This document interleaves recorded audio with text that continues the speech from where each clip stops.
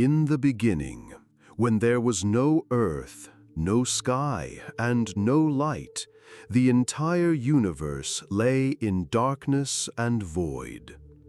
Then God spoke, "Let there be light," and light appeared. God separated the light from the darkness, calling the light day and the darkness night. Thus the first day of creation concluded. On the second day, God created the heavens, saying, "Let there be an expanse to separate the waters from the waters." And so the heavens appeared, separating the earthly waters from the heavenly waters. On the third day, God declared, "Let the waters under the heavens gather into one place, and let dry ground appear." And it was so. The waters collected, forming seas, and dry ground emerged. God called the dry ground land, and the gathered waters he called seas. Then God commanded, "Let the land produce vegetation, plants yielding seed, and trees bearing fruit." And the land was covered with greenery, and trees began to bear fruit. On the fourth day, God created the celestial bodies to illuminate the earth and mark the seasons. He made two great lights, the greater light, the sun, to govern the day, and the lesser light, the moon, to govern the night. And he placed them in the expanse of the heavens. On the fifth day, God filled the waters with aquatic life, and commanded birds to fly above the earth across the expanse of the sky. Thus, God created the great creatures of the sea, all living things that move and teem in the waters, and all kinds of birds. On the sixth day, God created land animals, wild beasts, livestock, and all creeping things. Then God said, "Let us make man in our image, in our likeness, and let them rule over the fish of the sea, the birds of the sky, over the livestock and all the earth, and over every creeping thing that moves on the ground." And God created man, breathing life into him. And God blessed them, saying, "Be fruitful and increase in number. Fill the earth and subdue it." On the seventh day, God completed his creation and rested. He blessed the seventh day and made it holy, because on it he rested from all his work of creation. In the beautiful Garden of Eden, God placed Adam and Eve so they could live there and tend to it. They were permitted to eat the fruit of any tree in the garden, except for one, the tree of the knowledge of good and evil. God warned them, "If you eat from it, you will certainly die." One day, a cunning serpent, more craftily than any other creature God had made, approached Eve. The serpent asked Eve, "Did God really say you must not eat from any tree in the garden?" Eve replied, "We may eat fruit from the trees in the garden, but God said, 'You must not eat fruit from the tree in the middle of the garden, and you must not touch it, or you will die.'" Then the serpent, tempting her, said, "You will not certainly die, for God knows that when you eat from it, your eyes will be opened, and you will be like God, knowing good and evil."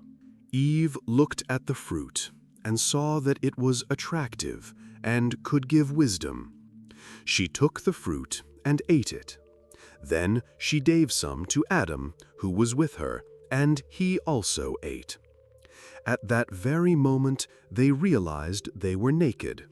They sewed fig leaves together and made coverings for themselves. Later, they heard the sound of God walking in the garden in the cool of the day, and they hid themselves among the trees.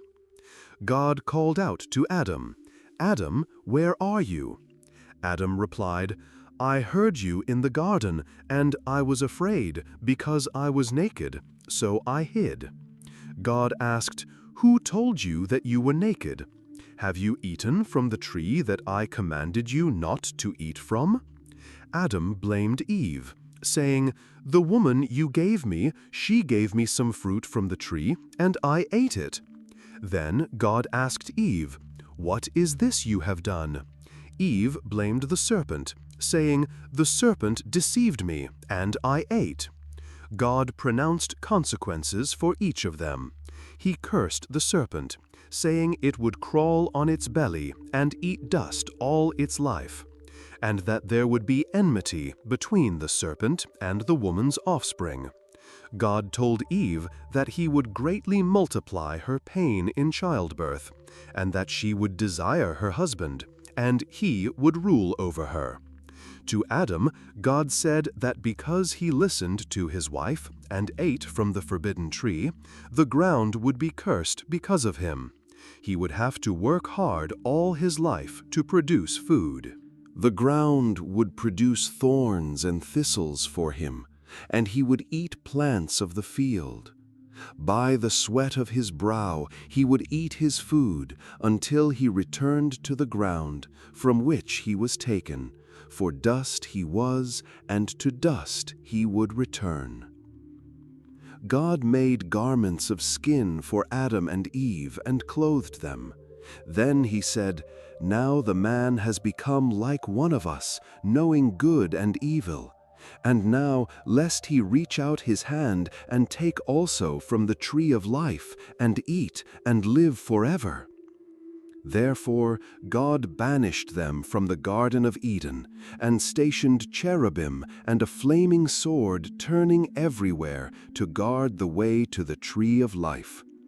This marked the end of their perfect existence in Eden and the beginning of their life of toil and hardship outside the garden. After Adam and Eve were driven out of Eden, they had two sons, Cain and Abel. Cain became a farmer, working the soil, while Abel became a shepherd, tending his flocks. One day, both brothers decided to bring offerings to God. Cain brought the fruit of the ground as his offering, while Abel chose the best lambs from his flock. God accepted Abel's offering, but rejected Cain's gift. This greatly upset and angered Cain. Cain pondered for a long time why his offering was not accepted, feeling injustice and envy towards his brother. He saw God's favor towards Abel, and this fueled his wrath.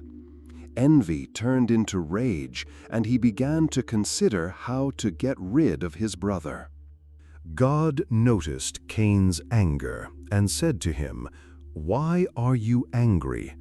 If you do what is right, will you not be accepted? But if you do not do what is right, sin is crouching at your door. It desires to have you, but you must rule over it." Cain did not listen to God. He invited Abel to the field under the pretense of talking. When they were there, Cain attacked his brother and killed him. This was the first murder in human history.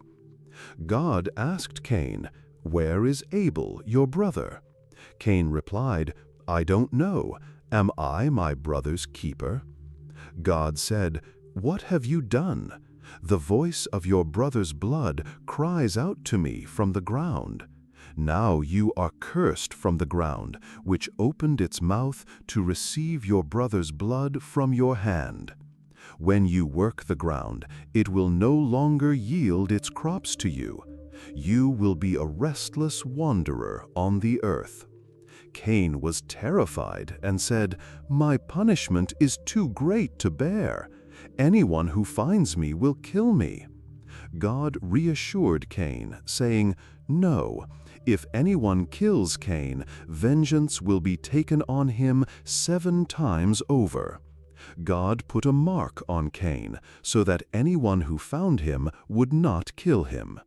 Cain went away and settled in the land of Nod, east of Eden. There he built a city and named it after his son Enoch. And so ended the story of Cain and Abel, which shows us how envy and anger can lead to tragedy, but also how God continues to care for people even when they make terrible mistakes. Following the tragedy of Cain and Abel, Adam and Eve continued their lives, and they had a third son, Seth. Seth became the ancestor of many generations. The lineage of Adam is extensive, and among them was one man worth telling more about. His name was Noah. Noah was a righteous and upright man, the only one who remained faithful to God in a world that had become corrupt. God saw that humanity had become exceedingly wicked and decided to cleanse the earth of evil. God informed Noah of his plan and instructed him to build a great ship, the ark. God gave Noah detailed instructions on how to build the ark and what materials to use. The ark needed to be large enough to house Noah, his family, and a pair of every kind of animal. Noah, trusting God, began building the ark. People around him laughed and thought him mad, as there were no signs of an impending flood. However, Noah continued his work, believing God's word. When the ark was ready, God told Noah to bring his family and a pair of every animal into the ark, from elephants to small birds. After everyone had entered, God closed the door of the ark. The flood began. Rain poured down for 40 days and 40 nights. The waters rose higher and higher, flooding all living things that were not in the ark. The waters covered even the tallest mountains. The ark floated on the waters, and Noah, his family, and the animals were safe. After many days, the rain stopped, and the waters began to recede gradually. Noah released a dove to check if land could be found. The dove returned with an olive branch in its beak, a sign that the waters had receded and dry land had reappeared. When the land dried, God told Noah to disembark from the ark. Noah, his family, and all the animals left the ark. Noah built an altar and offered a sacrifice of gratitude to God for their salvation. God promised Noah that there would never again be such a flood to destroy the entire earth. As a sign of this covenant, God gave humanity the rainbow. He said, "Whenever the rainbow appears in the clouds, it will be a reminder of my covenant with you and all living creatures." And so Noah and his descendants began a new life on the cleansed earth. Through his faithfulness and obedience to God, Noah showed that even in the most difficult times, it is important to maintain faith and follow divine guidance. After the flood and Noah's salvation, his descendants began to repopulate the earth. At that time, all people spoke one language and understood each other. United, they decided to build a city and a tall tower that would reach the heavens. They wanted to glorify themselves and not be scattered across the entire earth. The people settled on a plain in the land of Shinar. They began making bricks and baking them to use instead of stones, and used bitumen as mortar. The plan was ambitious, to build a city with a massive tower that would be a symbol of their strength and unity. The purpose of building the tower was not only practical, but also symbolic. People wanted to prove their might, saying, "Come, let's build ourselves a city and a tower with its top in the heavens, and let's make a name for ourselves. lest we be scattered over the face of the whole earth." God saw what people were doing and understood that their pride and desire for self-exaltation could lead them away from His will. God said, "Behold, they are one people, and they have all one language, and this is only the beginning of what they will do. And nothing that they propose to do will now be impossible for them." To prevent the construction, God decided to mix their languages so that people could no longer understand each other. Thus, they could no longer work together. Suddenly, chaos erupted on the construction site. People spoke different languages, unable to understand each other. The workers could not continue building because they could not explain to each other what to do next. After their languages were mixed, people dispersed across the entire earth. The city and the tower remained unfinished.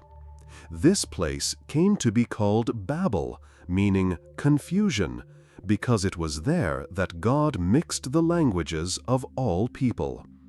The story of the Tower of Babel teaches us that pride and the desire for self-exaltation can lead to division and chaos. People scattered across the earth, and each nation found its place and language. This story explains why there are so many different languages and cultures in the world. After people attempted to build the Tower of Babel, and God scattered them across the earth, dividing their languages, a time came for new paths and new people chosen by God for great deeds. Among these people was Abraham, who lived in the city of Ur of the Chaldeans. Abraham was a descendant of Noah, belonging to the line of Shem. He was known for his righteousness and faithfulness to God. One day, God spoke to Abraham and said, "Leave your country, your people, and your father's household, and go to the land I will show you." God promised Abraham that He would make him into a great nation, bless him, and make his name great. Without hesitation, Abraham obeyed God, taking his wife Sarah, his nephew Lot, and all their possessions with them. They embarked on a journey led by faith and hope in God's promises. Abraham and his family traveled to the land of Canaan. When they arrived there, God appeared to Abraham again and promised that this land would belong to his descendants. Abraham built an altar there as a sign of gratitude and worship. But soon after, a severe famine struck the land, and Abraham had to go to Egypt to survive. In Egypt, Abraham feared for his life because Sarah was very beautiful, and he thought the Egyptians might kill him to take her. So he told Sarah to say she was his sister. Pharaoh's officials noticed Sarah's beauty and took her into Pharaoh's palace. Pharaoh treated Abraham well because of her, but God sent plagues upon Pharaoh and his household. When Pharaoh learned the truth, he sent Abraham and Sarah away with all their possessions. Returning to Canaan, Abraham's and Lot's shepherds began to quarrel because the land could not support both their large flocks. To avoid conflict, Abraham offered to separate. Lot chose the plain of the Jordan Valley and settled near Sodom, while Abraham stayed in Canaan. God again confirmed His promise to Abraham, assuring him that his descendants would be as numerous as the dust of the earth. Years passed, but Abraham still had no children. He doubted how God's promise would be fulfilled. God comforted Abraham, promising him a son, and to confirm this, God made a covenant with Abraham. He told Abraham to bring a heifer, a goat, a ram, a turtle dove, and a young pigeon. Abraham brought the sacrifices, cut the animals in half, and laid their parts opposite each other. And God, in the form of a smoking pot and a blazing torch, passed between these divided parts, confirming the covenant. Sarah, Abraham's wife, suggested Abraham have a child by her servant Hagar. Abraham agreed, and Hagar became pregnant. But this caused tension between Sarah and Hagar ran away. The angel of the Lord found her, told her to return, and promised that her son Ishmael would also become a great nation. Hagar gave birth to Ishmael when Abraham was 86 years old. When Abraham was 99 years old, God appeared to him again and promised that Sarah would give birth to a son, Isaac. God established the covenant of circumcision with Abraham and his descendants, despite their old age. Abraham and Sarah believed God's promise. While Abraham lived in the land of Canaan, two cities, Sodom and Gomorrah, were nearby, known for their wickedness and cruelty. The people there committed many evil deeds, and God decided to destroy these cities because of their sins. One day, God decided to tell Abraham about his plan. Abraham, caring for the people, tried to persuade God not to destroy the cities if even a few righteous people could be found there. He began with 50 righteous people and worked his way down to 10, asking if God would be merciful to the city for the sake of these people. God agreed that he would not destroy the cities if even 10 righteous people were found. Meanwhile, 2 angels sent by God arrived in Sodom. At the city gates, they were met by Lot, Abraham's nephew, who welcomed them into his home to protect them from the wickedness that filled the streets. That night, the men of the city surrounded Lot's house, demanding that he bring out his guests. But Lot refused and even offered his daughters instead of his guests to save the angels. The men grew angry and tried to break into the house, but the angels blinded them so they could not find the entrance. The next day, the angels told Lot that God was about to destroy the city and urged him to take his family and flee.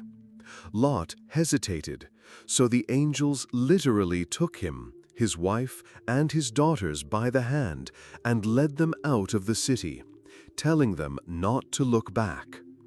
As Lot and his family fled, God sent sulfur and fire from heaven, destroying Sodom and Gomorrah and everything in them. Lot and his family fled to a safe place, but Lot's wife, disobeying the angels, looked back and was immediately turned into a pillar of salt. Lot and his daughters found refuge in a cave. There, Lot's daughters, believing that the whole world had been destroyed and they were alone, decided to continue their father's lineage. They made their father drink wine and took turns conceiving sons with him, who became the ancestors of the Moabites and Ammonites. And so ended the story of Sodom and Gomorrah, which became an example of God's wrath and punishment for sins, but also of his mercy shown to the righteous. Abraham and Sarah lived in the land of Canaan, following God's path. But their lives were shadowed by one great sorrow. They had no children. They were already very old. Abraham was 100 years old, and Sarah was 90. Sarah had long given up hope of motherhood, and her heart was filled with sadness. One day, God spoke to Abraham again and repeated his promise made years ago. He would have a son, and through this son, he would have many descendants, like the stars in the sky and like the sand on the seashore.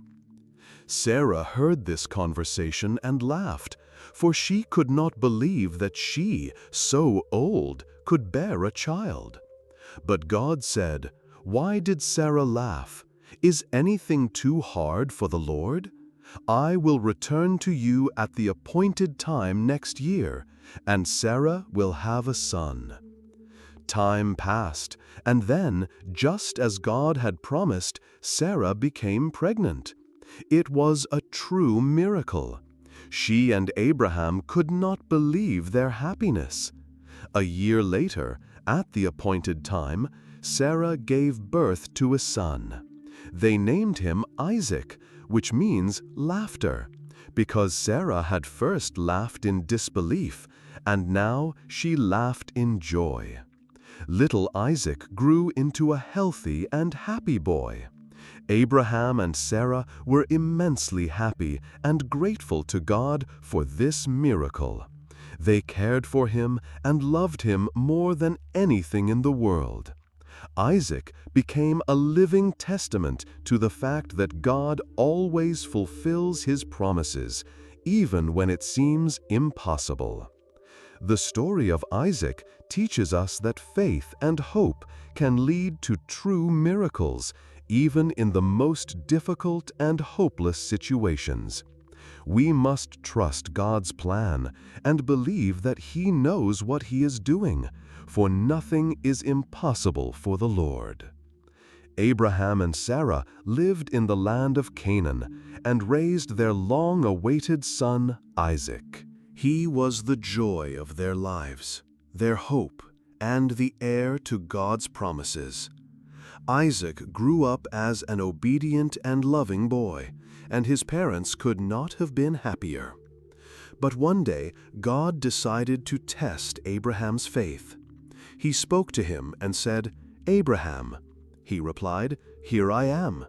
And God said, "Take your son, your only son Isaac, whom you love, and go to the land of Moriah, and there offer him as a burnt offering on one of the mountains that I will show you."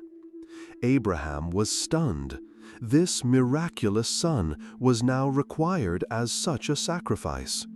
But Abraham did not argue.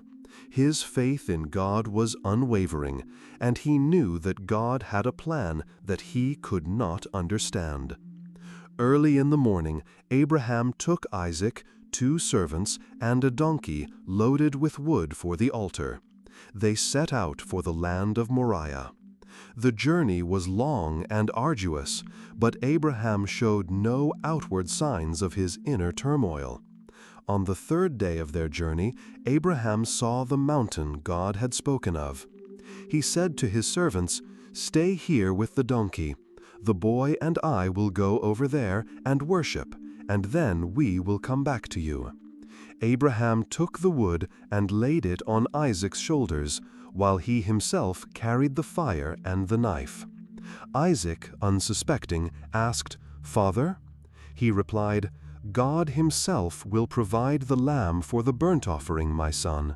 And they continued on their way. When they arrived at the designated place, Abraham built an altar and laid the wood on it. Then he bound Isaac and laid him on the altar. Abraham raised the knife to sacrifice his son. But at that moment, the angel of the Lord called from heaven, "Abraham, Abraham." He replied, "Here I am."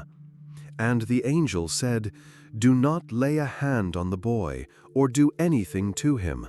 For now I know that you fear God, since you have not withheld your only son from me." Abraham looked up and saw a ram caught by its horns in a thicket nearby. He took the ram and offered it as a burnt offering in place of Isaac. Abraham named that place Jehovah-Jireh, meaning "the Lord will provide." The angel of the Lord spoke to Abraham again and said, "By myself I have sworn, declares the Lord. Because you have done this and have not withheld your only son, I will surely bless you, and I will surely multiply your offspring as the stars of heaven and as the sand on the seashore. And your offspring shall possess the gate of their enemies, and in your offspring shall all the nations of the earth be blessed, because you have obeyed my voice." Abraham and Isaac returned to their servants and went home together. This trial demonstrated the strength of Abraham's faith and his willingness to submit to God's will, even when it seemed impossible. This story became a symbol of faith and obedience, reminding us to trust God even in the most difficult circumstances. Years passed, and Sarah, Abraham's wife, lived to a very old age. She lived for 127 years, and at the end of her days passed away in Kiriath Arba, also known as Hebron, in the land of Canaan. Abraham grieved for Sarah and mourned her. After Sarah's death, Abraham bought the field with the cave of Machpelah from Ephron, son of Zohar, to bury his wife there. The Hittites, among whom Abraham lived, recognized him as a great prince among them and offered him the choice of any of their burial places. Abraham chose the cave of Machpelah, located in the field of Ephron, son of Zohar. Abraham offered Ephron payment for the field and the cave. Ephron initially refused to accept money, but Abraham insisted. He weighed out 400 shekels of silver for Ephron, and so the field and the cave became Abraham's property. There he buried Sarah with love and respect. After Sarah's death, Abraham was concerned about the future of his son Isaac. He wanted to find a wife for him from his own homeland, not from the Canaanites among whom they lived. Therefore, he summoned his faithful servant Eliezer and gave him an important mission. Abraham instructed Eliezer to go to his homeland and find a wife for Isaac there. Eliezer, being a faithful and wise servant, took 10 camels and many gifts and set out for the city of Nahor, where Abraham's brother lived. He prayed to God for help in his search, asking for a sign. When he asked a young woman for water, she would not only quench his thirst, but also offer water to his camels. This way, he would know she was the one God had chosen for Isaac. When Eliezer arrived at the well outside the city, he saw a beautiful young woman named Rebekah, the daughter of Bethuel, son of Nahor. He asked her for a little water from her jug, and she not only gave him a drink, but also watered all his camels. This was the sign he had been waiting for. Eliezer gave her gold jewelry and asked about her family. Upon learning that she belonged to Abraham's lineage, he thanked God. Eliezer went to Bethuel's house and explained his mission.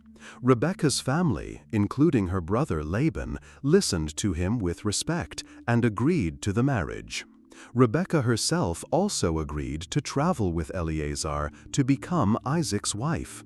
They gathered for the journey, and soon the caravan returned to Abraham. Isaac met them in the field where Isaac was praying and meditating. When he saw the caravan, his heart beat faster. Rebekah, upon seeing Isaac, dismounted from her camel and asked Eliezer who he was. Upon learning that he was her future husband, she covered herself with a veil. Isaac brought Rebekah into the tent of his mother Sarah, and she became his wife. He loved her, and she became his comfort after his mother's death. And so one chapter ended and a new one began, filled with hope and love. Abraham lived a long and fulfilling life.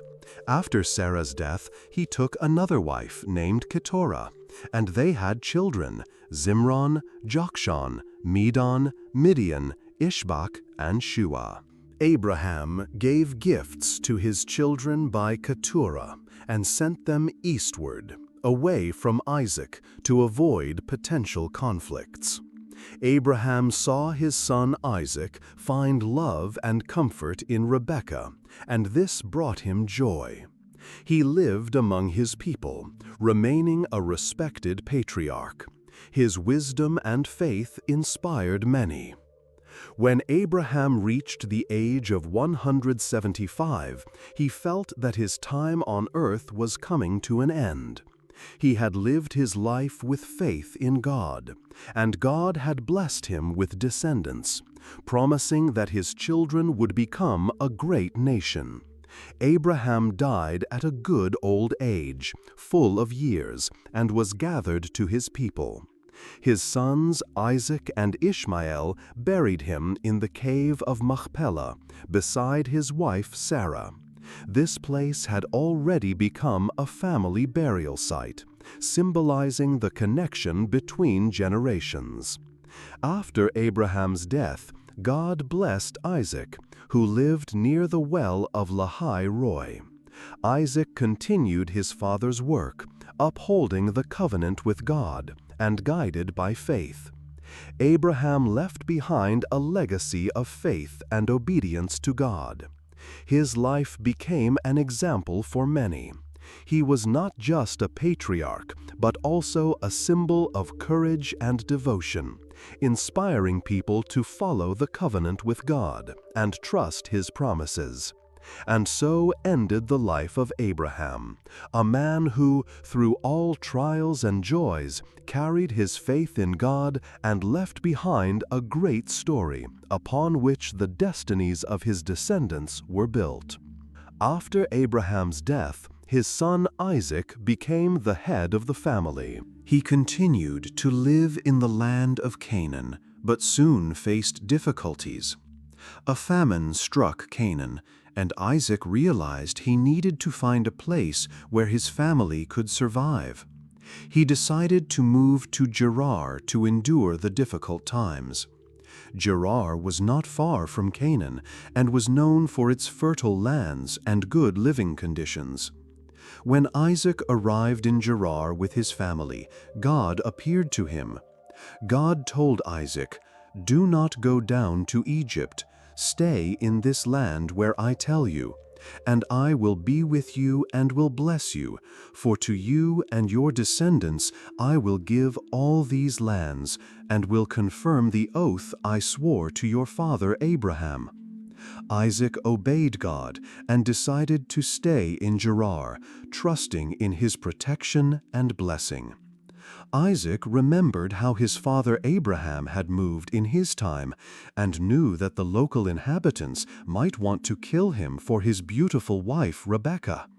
Therefore, like Abraham, Isaac decided to tell everyone that Rebekah was his sister, not his wife.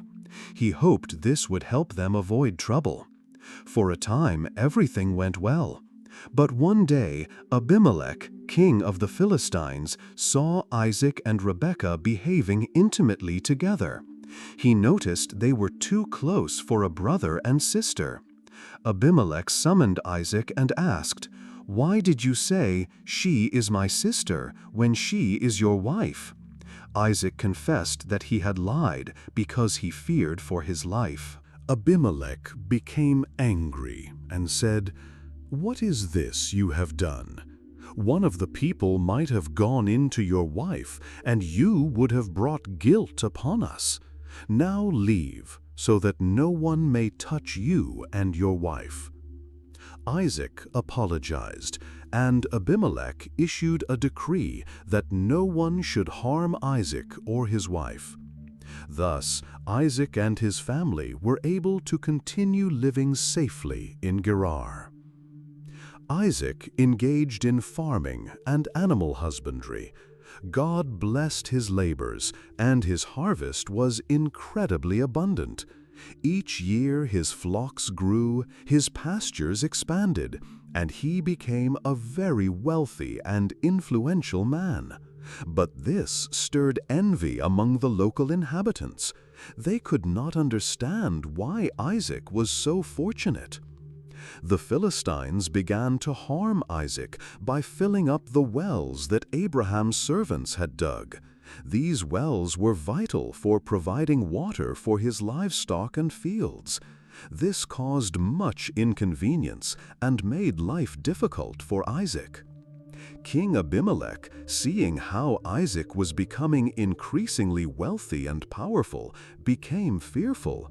He thought Isaac might become a threat to his authority and decided to ask him to leave. He said, "Leave us, for you have become too powerful for us." Isaac did not argue and gathered his family, moving to the valley of Gerar. In the valley of Gerar, Isaac dug new wells, just as his father Abraham had done. He gave them the same names as before, but the local shepherds again began to quarrel with his servants, claiming the water belonged to them. Isaac named the first well Esek, meaning quarrel, and the second Sitnah, meaning enmity. Finally, Isaac dug a third well, and this time no one quarreled. He named it Rehoboth, meaning there is room, and said, "Now the Lord has made room for us, and we will flourish in this land." After this, Isaac went to Beersheba. There God appeared to him and confirmed his promise to bless him and multiply his descendants for Abraham's sake. Isaac built an altar there, called on the name of the Lord, and pitched his tent. His servants dug another well. Meanwhile, Abimelech came to Isaac from Gerar with friends. Isaac asked them why they had come, if they had previously hated him, and asked him to leave. Abimelech replied that he saw how God was blessing Isaac and proposed to make a peace treaty with him. They swore friendship to each other and had a feast. The next day, Isaac sent them away in peace. On the same day, Isaac's servants informed him that they had found water in a new well. He named it Sheba, meaning oath, and the city was named Beersheba, meaning well of the oath. Isaac and Rebekah had twin sons, Esau and Jacob. Esau, at the age of 40, took 2 Hittite women as wives, which caused great sorrow for Isaac and Rebekah. Their family struggles and relationships became important events in their lives.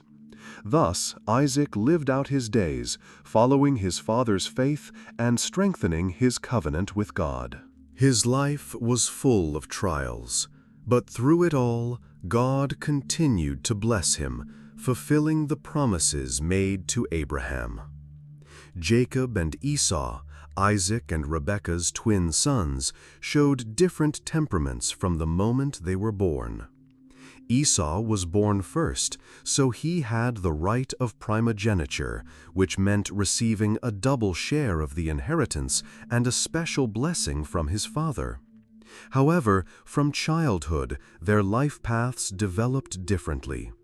Esau grew up as a hunter, loving to spend time outdoors, while Jacob was more quiet and preferred to stay at home.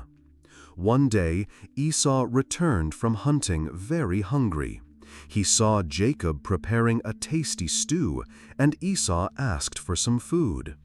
Jacob, seizing the moment, offered to exchange the stew for the birthright. Esau, thinking only of his hunger, agreed. Thus, Jacob cunningly obtained the birthright. But the struggle for primogeniture did not end there. When Isaac grew old and his eyesight weakened considerably, he decided to bless Esau, intending to pass on the blessing of the firstborn to him. Rebekah, who loved Jacob more than Esau, overheard the conversation and decided to help her younger son receive his father's blessing. She devised a plan to disguise Jacob in Esau's clothes and cover his hands and neck with goatskin to make him seem as hairy as his brother. Jacob brought his father a dish prepared according to Rebekah's recipe and by deception received Isaac's blessing. When Esau learned that his blessing had been stolen, he flew into a rage and vowed to kill Jacob. Rebekah, upon hearing this, advised Jacob to flee to his uncle Laban in Haran to save himself. Jacob set out on his journey, leaving his home. In Haran, Jacob found refuge with Laban and fell in love with his daughter Rachel. He agreed to work for Laban for 7 years to marry her. However, Laban deceived Jacob and gave him his elder daughter Leah instead. Jacob had to work another 7 years to finally marry Rachel. After many years, Jacob became a wealthy man, and God commanded him to return to the land of his ancestors. Jacob feared meeting Esau, but during his return, he experienced a spiritual encounter. He wrestled with an unknown man all night, and that man, revealed to be an angel, blessed him, changing his name to Israel. When Jacob and Esau finally met, Jacob feared revenge, but Esau forgave him, and they reconciled. After this, Jacob settled in the land of Canaan, where his lineage continued to grow and prosper. The story of Jacob and Esau is full of intrigue, deception, and redemption. It shows how even the most complex relationships between brothers can find a path to forgiveness and reconciliation when God's will intervenes. Jacob had 12 sons, and one of them was Joseph, who was his favorite son. Joseph was the son of Rachel, Jacob's beloved wife, and therefore received more attention and care than the other sons. Jacob even gave Joseph a colorful robe, which aroused envy and hatred in his brothers. Joseph also had strange dreams. In one dream, he saw his sheaf of wheat standing upright, while his brothers' sheaves bowed down to him. In another dream, he saw the sun, the moon, and 11 stars bowing down to him. These dreams, hinting at his future authority over his brothers, angered them even more. One day, when Joseph went to visit his brothers, they decided to get rid of him. At first, they wanted to kill him, but then one of the brothers, Judah, suggested selling Joseph to merchants heading to Egypt.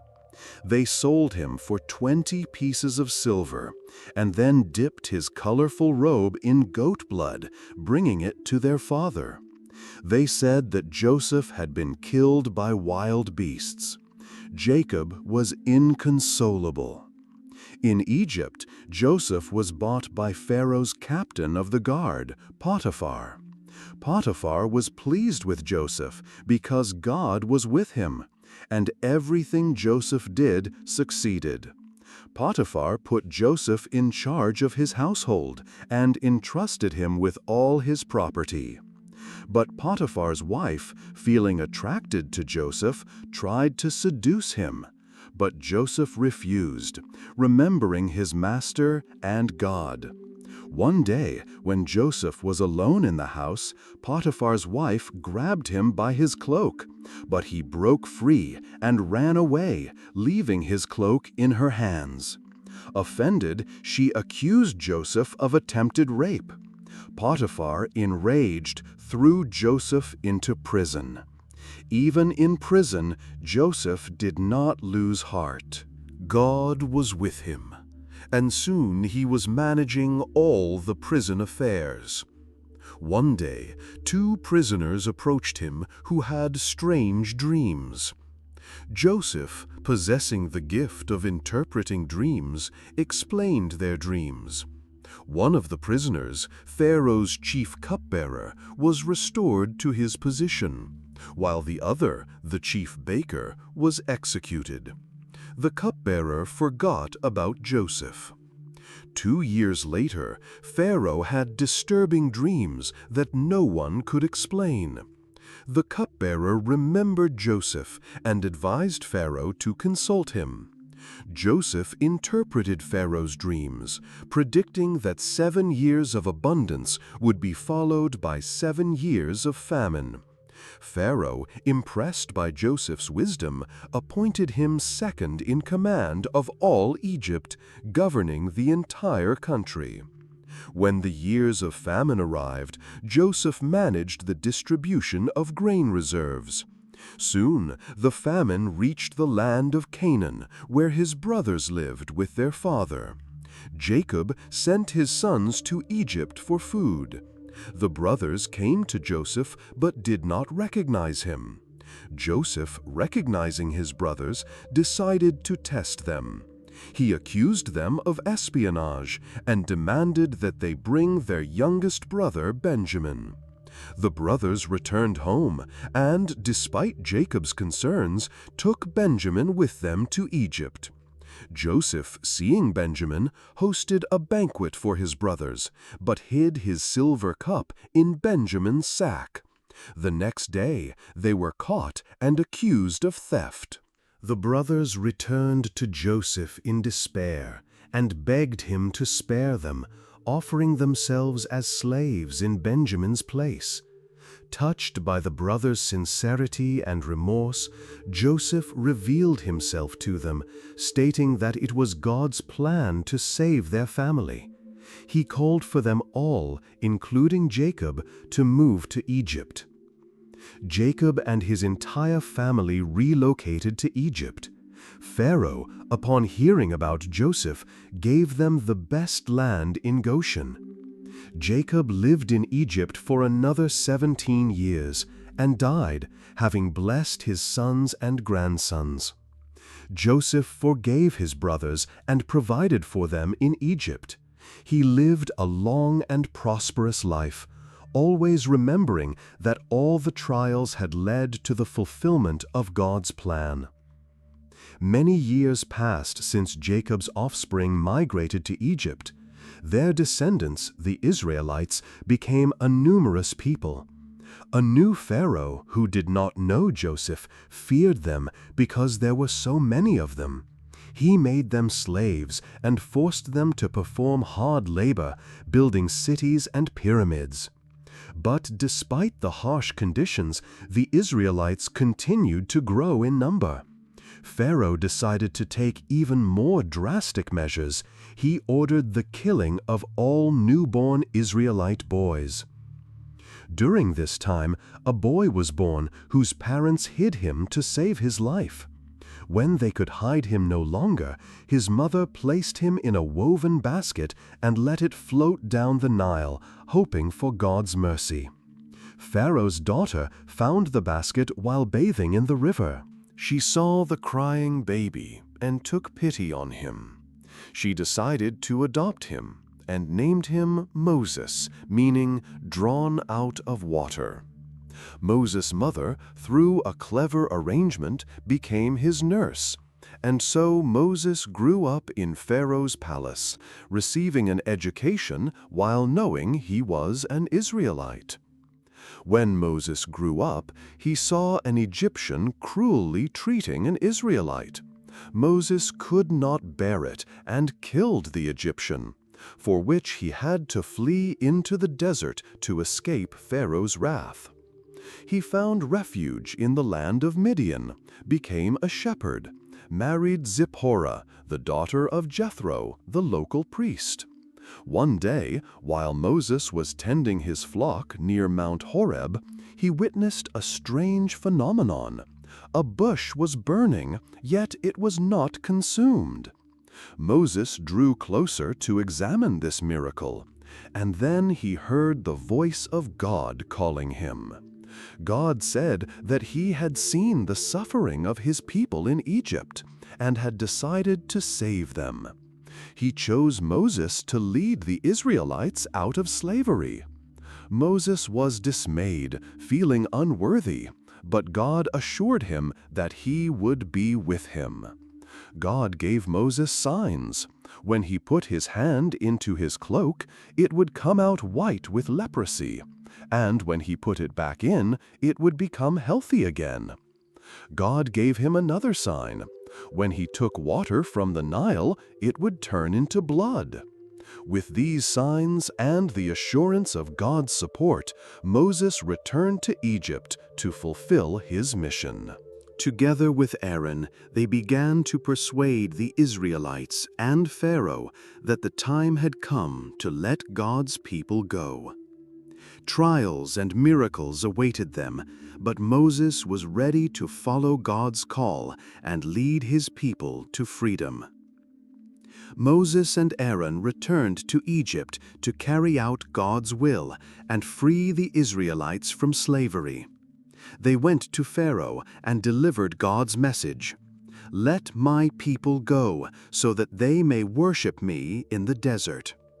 But Pharaoh refused to let the Israelites go, and even made their work harder, forcing them to gather straw for bricks themselves. God decided to demonstrate his power through Moses and Aaron to compel Pharaoh to release the Israelites. He sent 10 terrible plagues upon Egypt, each more horrific than the last. The first plague, the water turned to blood.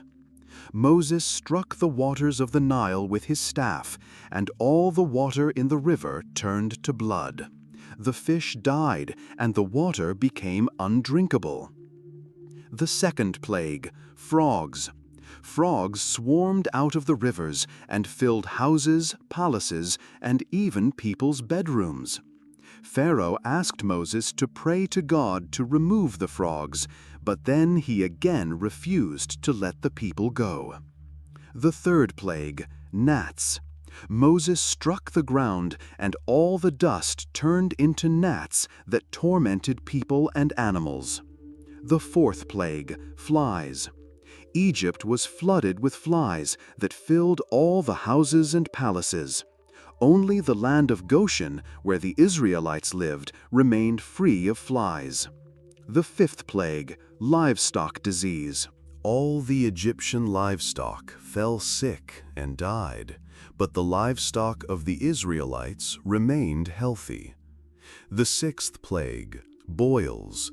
Moses and Aaron took soot from a furnace and threw it into the air. People and animals were covered with boils, and the pain was unbearable. The seventh plague, hail. Moses raised his hands to the sky, and a terrible thunderstorm with hail began, destroying fields, killing people and animals. Only the land of Goshen remained unharmed. The eighth plague, locusts. God sent locusts that devoured everything left after the hail. Egypt was in despair, but Pharaoh still refused to let the Israelites go. The ninth plague, darkness. The entire land of Egypt was plunged into darkness. People could not see each other and did not leave their homes, but in the land of Goshen there was light. The 10th plague, death of the firstborn. This was the most terrible plague. God said that on that night the firstborn in every Egyptian household would die, from the Pharaoh's son to the firstborn of the livestock. But he gave the Israelites special instructions to slaughter a lamb and to apply its blood to the doorposts of their houses. The angel of death passed over the houses with this blood. Pharaoh, having lost his firstborn, was horrified. He summoned Moses and Aaron at night and said to them, "Go, serve your God as you have said. Take your people, your livestock, and go." Finally, the Israelites were free. They gathered their belongings, gold and silver, which the Egyptians had given them, and set out. God led them by a pillar of cloud by day and a pillar of fire by night. The Israelites left Egypt in haste, beginning their journey to the promised land. Thus, their long and agonizing period of slavery concluded, and a new chapter in the history of God's people began. After Pharaoh released the Israelites, they began their journey from Egypt. God led them through the desert by a pillar of cloud by day and a pillar of fire by night, so they could travel both day and night. They were heading towards the Red Sea when Pharaoh suddenly changed his mind and decided to bring his slaves back. He gathered his army and chased the Israelites with his chariots. When the Israelites saw the Egyptians, they were afraid and began to complain to Moses. "Would that we had died by the hand of the Lord in the land of Egypt, when we sat by the pots of flesh and ate bread to the full, rather than die here in the wilderness." But Moses said to them, "Do not be afraid. Stand firm and see the salvation of the Lord, which he will accomplish for you today. For the Egyptians whom you see today, you shall never see again." God told Moses to raise his staff over the sea. When Moses did so, the waters of the Red Sea parted, and a dry path opened before the Israelites. They walked on the seabed, with the waters standing like walls on either side. The Egyptians chased after them, but God hindered them, slowing the movement of their chariots. When the last of the Israelites reached the other bank, God told Moses to raise his staff over the sea again. The waters returned to their place, and the Egyptian army was swept away by the powerful waves. The Israelites were saved. After the miracle at the Red Sea, the Israelites began to complain about the lack of water. Moses prayed to God, and God showed him a tree, which he threw into the bitter water, and the water became sweet and drinkable. Then they began to complain about the lack of food. God sent them manna, a special bread from heaven, which they found each morning on the ground, and quail, which flew into their camp every evening. But God allowed them to collect manna only for one day, except for the Sabbath, to test their faith and obedience. On their journey through the desert, they again encountered a shortage of water in Marah. The people began to grumble, and God told Moses to strike a rock with his staff. When Moses did so, water flowed from the rock, and the people were able to quench their thirst. In Rephidim, the Israelites faced an attack from the Amalekites. Moses climbed to the top of a hill with God's staff in his hand, while Joshua led the Israelite army. As long as Moses held his hands raised, the Israelites prevailed, but when he lowered his hands, the Amalekites gained the upper hand. Aaron and Hur supported Moses' hands until the sun set, and the Israelites were victorious. Moses met his father-in-law Jethro again, who came to him in the desert with Moses' wife and sons. Jethro gave Moses wise advice to appoint judges to resolve minor disputes and to handle only important matters himself, seeking God's help. Thus the Israelites' journey through the desert continued, filled with trials and miracles in which God repeatedly demonstrated his power and care for his people. After a long journey through the desert, the Israelites finally reached the foot of Mount Sinai. There, God decided to make a covenant with them and give them his laws. Moses ascended the mountain, and God addressed him, saying that if the Israelites would keep his covenant, they would become his treasured possession, a kingdom of priests and a holy nation.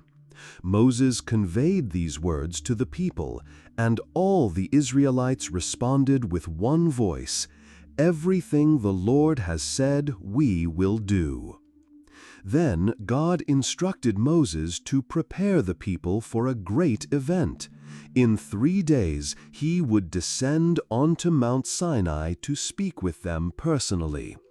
For 3 days the Israelites prepared. They washed and cleaned their clothes and abstained from certain activities. Finally, the 3rd day arrived. Early in the morning, thunder roared on the mountain, lightning flashed, and a thick cloud enveloped the summit. A loud trumpet blast was heard, and the entire camp trembled in fear. Moses led the people out of the camp to the foot of the mountain. Mount Sinai was completely enveloped in smoke, because the Lord descended upon it in fire. The smoke rose like smoke from a furnace, and the entire mountain shook violently. The sound of the trumpet grew louder and louder. Moses spoke with God, and God answered him with a thunderous voice. God called Moses to the summit of the mountain and gave him the 10 Commandments inscribed on stone tablets. God called the Israelites to worship him alone, so that he would be their only God. They were not to worship any other gods or create idols or images of anything in heaven above, on the earth below, or in the waters below the earth. Idolatry and serving them were strictly forbidden. They were also forbidden to misuse the name of the Lord, requiring respectful and reverent treatment of his name. One of the most important commandments was to keep the Sabbath day holy. On the Sabbath, the Israelites were to rest and dedicate the day to the Lord. They were permitted to work for 6 days, but on the 7th day they were to rest and honor God. Another commandment was to honor their father and mother, promising long life and well-being in return. The commandment, "You shall not murder," forbade the deliberate taking of another person's life, as God valued life and demanded respect for it. The commandment, "You shall not commit adultery," forbade any sexual relations outside of marriage, protecting the sanctity of marriage and fidelity between spouses. The commandment, "You shall not steal," forbade taking the property of others for oneself, emphasizing the importance of honesty and respect for others' possessions. The commandment, "You shall not bear false witness," forbade bearing false testimony or lying against another person, stressing the importance of truthfulness and justice. Finally, the commandment, "You shall not covet your neighbor's house," "You shall not covet your neighbor's wife," or his male or female servant, his ox or donkey, or anything that belongs to your neighbor, forbade envy and greed for the possessions or status of others. This commandment emphasized the importance of inner purity and contentment. In addition to the 10 Commandments, God gave Moses many other laws concerning daily life, justice, and mercy. He taught them how to treat servants, how to resolve disputes, and how to deal with strangers. God also gave laws regarding festivals and rituals that they were to observe. Moses descended from the mountain and told the people all the laws and commandments that God had given him. The people once again unanimously agreed to observe all that the Lord had said. Moses wrote down all the words of the Lord and built an altar at the foot of the mountain. The next day, he offered sacrifices and sprinkled the people with blood, thus sealing the covenant between God and the Israelites. Then God called Moses, Aaron, Nadab, Abihu, and the 70 elders of Israel to go up the mountain. There they saw the God of Israel, and under his feet was a pavement like a sapphire, as clear as the sky. And they ate and drank before God, confirming the covenant. After this, God called Moses to the summit of the mountain again to give him the stone tablets with the commandments. Moses remained on the mountain for 40 days and 40 nights, receiving detailed instructions from God on how the Israelites were to live and worship him. Thus, God gave the Israelites His law on Mount Sinai, establishing a special relationship with them and providing guidance for righteous living. When Moses lingered on Mount Sinai, the people of Israel began to worry. They approached Aaron and asked him to make them a new god to lead them. Aaron agreed and collected all the gold jewelry from the people. From this gold, he made a statue of a golden calf. The people rejoiced and celebrated, worshiping this idol. They said, "These are your gods, Israel, who brought you up from the land of Egypt." On Mount Sinai, God saw what was happening and said to Moses, "Go down at once, for your people, whom you brought out of Egypt, have corrupted themselves. They have quickly turned away from the way I commanded them, making for themselves a metal calf, worshiping it, sacrificing to it, and saying, 'These are your gods, Israel, who brought you up from the land of Egypt.'" Moses descended the mountain, carrying the 2 stone tablets with the commandments given by God. Seeing the golden calf and the people dancing around it, he became enraged and broke the tablets. Then he took the calf, burnt it in the fire, ground it to powder, mixed it with water, and made the Israelites drink it. Moses turned to Aaron and asked, "What did this people do to you, that you have brought them such great sin?" Aaron made excuses, saying that the people demanded him to make them a god, and he simply threw the gold into the fire, and out came the calf. Moses stood at the entrance to the camp and said, "Whoever is for the Lord, come to me." All the Levites rallied to him. Moses ordered them to go through the camp and punish those who had worshipped the calf. About 3,000 men died. The next day, Moses ascended the mountain again to pray for the people and ask God to forgive their sin. God said to Moses, "Go, lead the people on to the place I told you about, and my angel will go before you. However, when the time for my punishment comes, I will hold them accountable for their sins." The Lord commanded Moses to carve new stone tablets to write down the words that were on the first tablets, which Moses had broken. Moses ascended Mount Sinai again, and God gave him the 10 Commandments once more. God established a new covenant with Moses and the people of Israel. He promised to lead them to the land he had promised their ancestors, and commanded them to keep his commandments and not to worship other gods. Moses spent 40 days and 40 nights on the mountain, and when he descended, his face was radiant from his communion with God. The people were afraid to approach him, so Moses put a veil over his face. He conveyed all the commandments and commands of the Lord to the Israelites, and they promised to follow them and serve God alone. Thus, God forgave the people for their sin and restored the covenant with them once more, establishing them as His chosen people and reminding them of the importance of faithfulness and obedience. After God forgave the Israelites for worshiping the golden calf, He gave Moses instructions for building the tabernacle, a sanctuary where God would dwell among His people. Moses gathered all the Israelites and told them God's commands. Moses said, "The Lord has commanded us to build a sanctuary. Whoever has a willing heart and is able should bring an offering to the Lord." The people responded with great joy.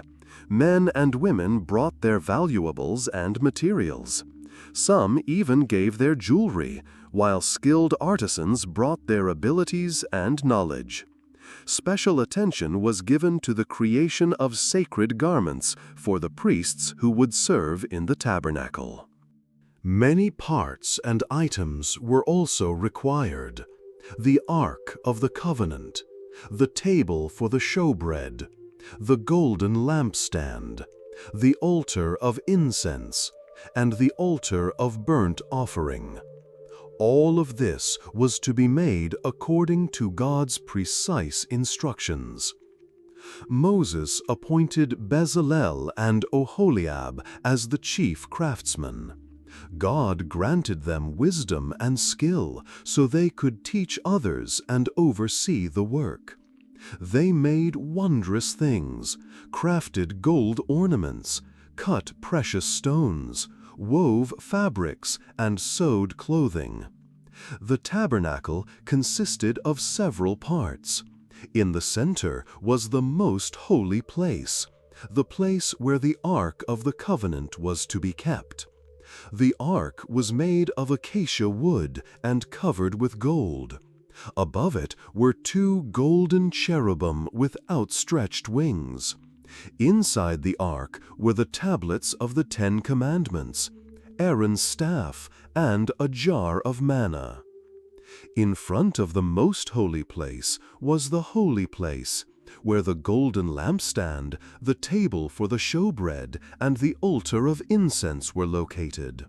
Here the priests served daily, lighting the lampstand and offering sacrifices. The tabernacle was surrounded by a courtyard, where the altar of burnt offering and the bronze laver stood. Here sacrifices were offered, and priests were purified before entering the sanctuary. The tabernacle and all its furnishings were meticulously and skillfully made to comply with God's instructions. When all the work was completed, Moses inspected each part of the tabernacle and ensured that everything was done according to God's plan. He blessed the people for their diligence and devotion. On the first day of the first month of the 2nd year after their exodus from Egypt, the tabernacle was completed. Moses anointed it and all its furnishings with oil, consecrating them for the service of the Lord. The priests, dressed in their sacred garments, began their ministries. When the tabernacle was completed, the cloud of the Lord covered it, and the glory of God filled the sanctuary. This was a sign that God had accepted their work and would dwell among His people. From then on, the cloud stood above the tabernacle by day, and at night it turned into a fiery pillar.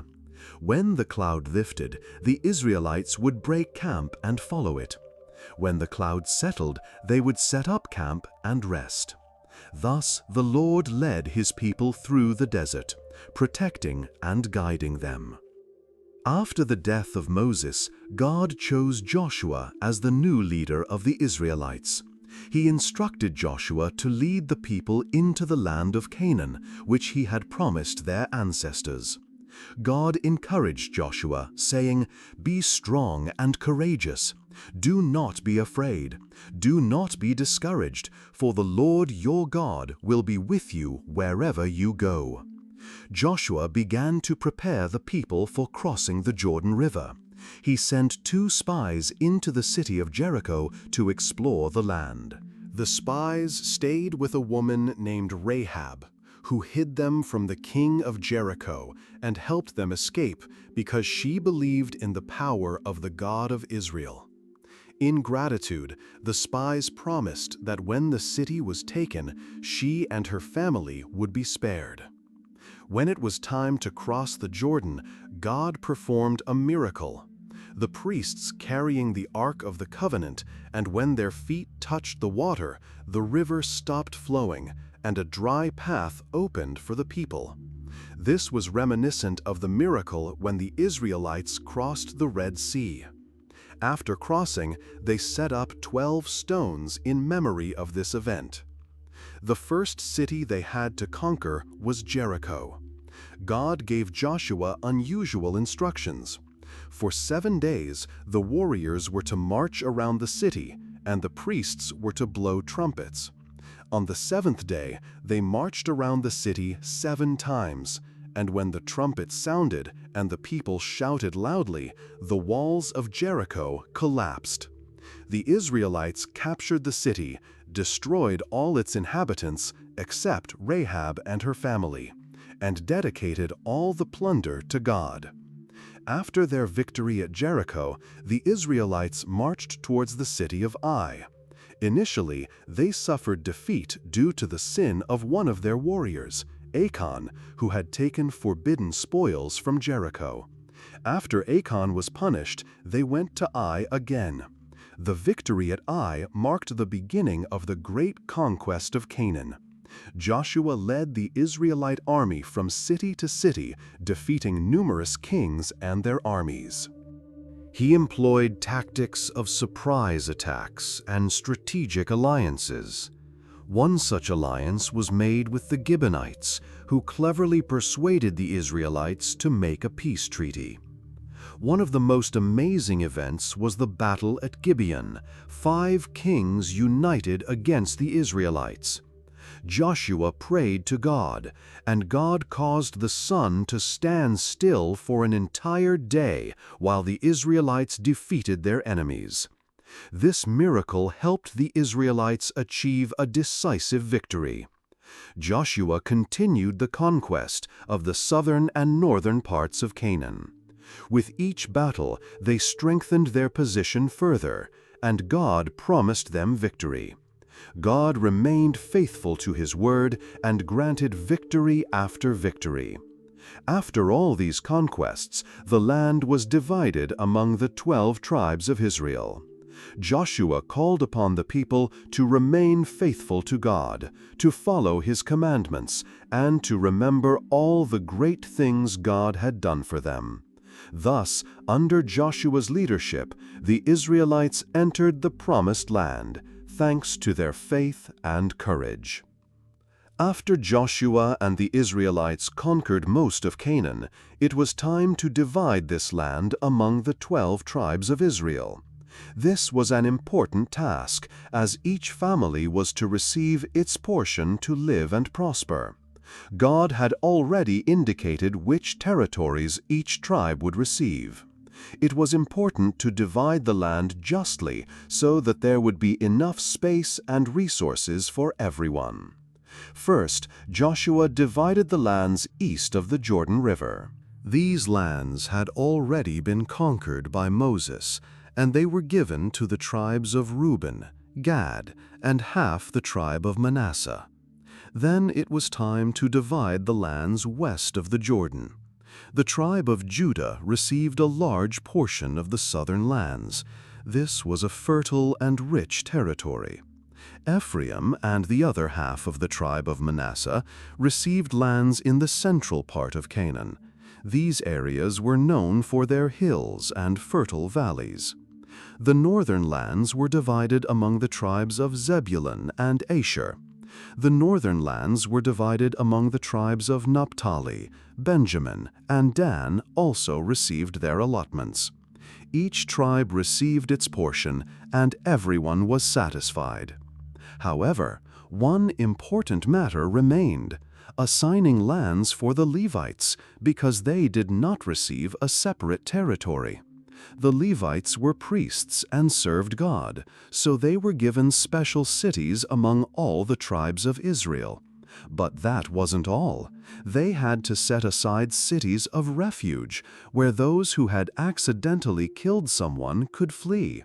These cities were distributed throughout the land so that anyone could find refuge and receive fair judgment. When the division of the land was completed, Joshua gathered all the Israelites in the city of Shechem. There he reminded them of what God had done for them, how he had led them out of Egypt, how he had helped them conquer Canaan.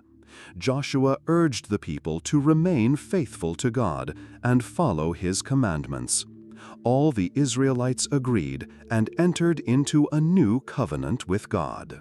After this, Joshua, having lived a long life, died at the age of 110. He was buried in his own inheritance in the hill country of Ephraim. The people of Israel continued to live in the land that God had promised their ancestors, remembering their obligations and their faith. And so ended the era of conquests, and a new chapter began in the history of Israel, the period of the Judges. The Israelites lived in the land of Canaan, where they could build their homes, raise their children, and worship God, who was with them at every step of their journey. After the death of Joshua, a period began when the Israelites lived in the land of Canaan but had no single leader. This time is known as the period of the Judges. During this period, the people of Israel constantly experienced cycles of falling away from God, punishment, and deliverance. Each cycle began with the Israelites forgetting God and starting to worship idols and false gods of neighboring nations. This led to God abandoning them without protection, and their enemies began to oppress and enslave the Israelites. In despair, the people began to cry out to God and ask for help.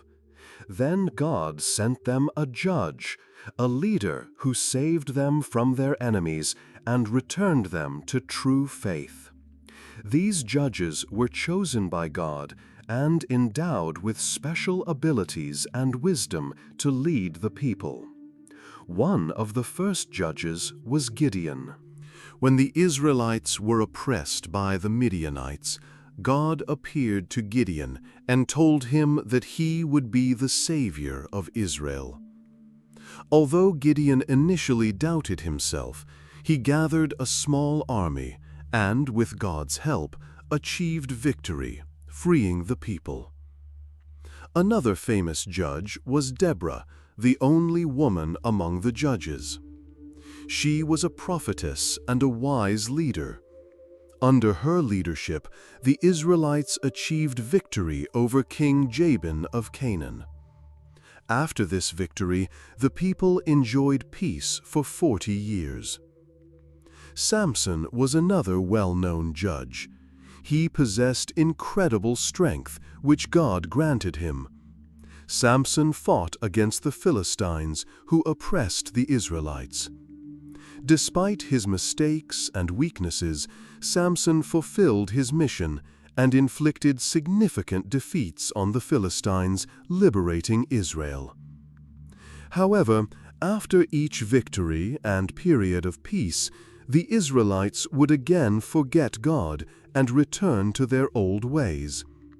Each time, God allowed their enemies to oppress them, so they would understand their mistake and return to Him.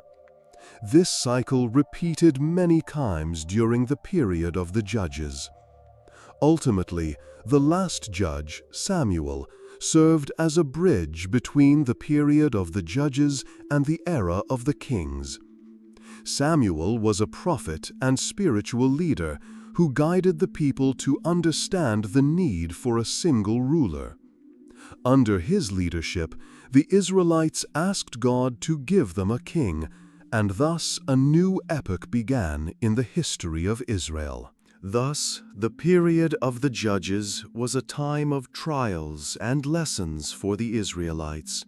They learned the importance of faithfulness to God and the need to follow His commandments. Despite their mistakes and apostasies, they could always find their way back to God and receive His forgiveness and help. Samuel, the last and perhaps the most important of the judges, went through an amazing life story. His life began with his mother Hannah. Hannah was a woman who desperately wanted children but had none for a long time. She prayed constantly to God, and one day she vowed that if God gave her a son, she would dedicate him to the service of the Lord. God heard her prayers, and Hannah gave birth to a son, whom she named Samuel. When Samuel grew older, Hannah brought him to the temple and entrusted him to the care of the priest Eli, so he could serve God. Samuel grew up in the temple and was very devoted to God from a young age. One night, God called him by name. At first, Samuel thought it was Eli calling him, but when it happened several times, Eli realized it was the Lord speaking to the boy.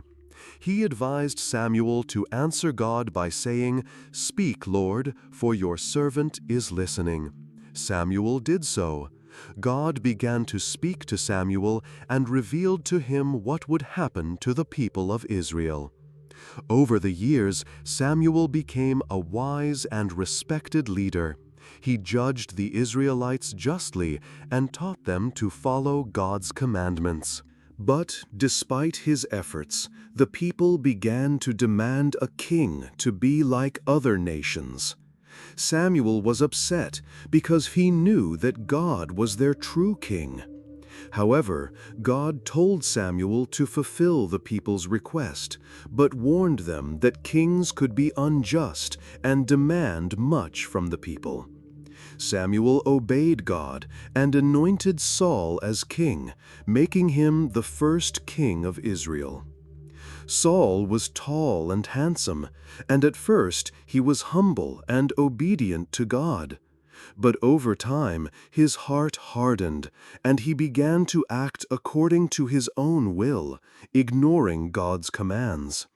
One of Saul's first serious transgressions was offering a sacrifice to God himself instead of waiting for Samuel as commanded. Samuel was furious and told Saul that God was looking for another man to be king, one who would be obedient to him. But Saul continued to reign, and his mistakes became more serious. One of the greatest transgressions was his failure to obey the command to destroy all the Amalekites and his preservation of the best livestock. When Samuel learned of this, he told Saul that God had rejected him as king, and that the kingdom would be passed to another. That other was a young shepherd named David, whom God had chosen for his pure heart and obedience. Saul initially welcomed David into his palace, and David even helped him by playing the harp when Saul was overcome by evil spirits. But when David killed Goliath, the giant enemy who threatened all of Israel, Saul's envy turned into hatred, and he tried to kill David several times. David had to flee and hide in the wilderness, though he always considered Saul as God's anointed and never tried to harm him. Saul continued to wage wars against Israel's enemies, but his reign became increasingly chaotic. In the end, in a battle against the Philistines on Mount Gilboa, Saul and his sons, including his beloved son Jonathan, died. It was a tragic end to Saul's reign, which had begun with such great hopes. Saul's death marked the end of the first chapter in the history of the kings of Israel. His life showed how important it is to be obedient to God and to follow His instructions. Saul had every opportunity to be a great king, but his disobedience and envy led to his downfall. Now Israel awaited a new king, David, who would be known as one of the greatest kings in history.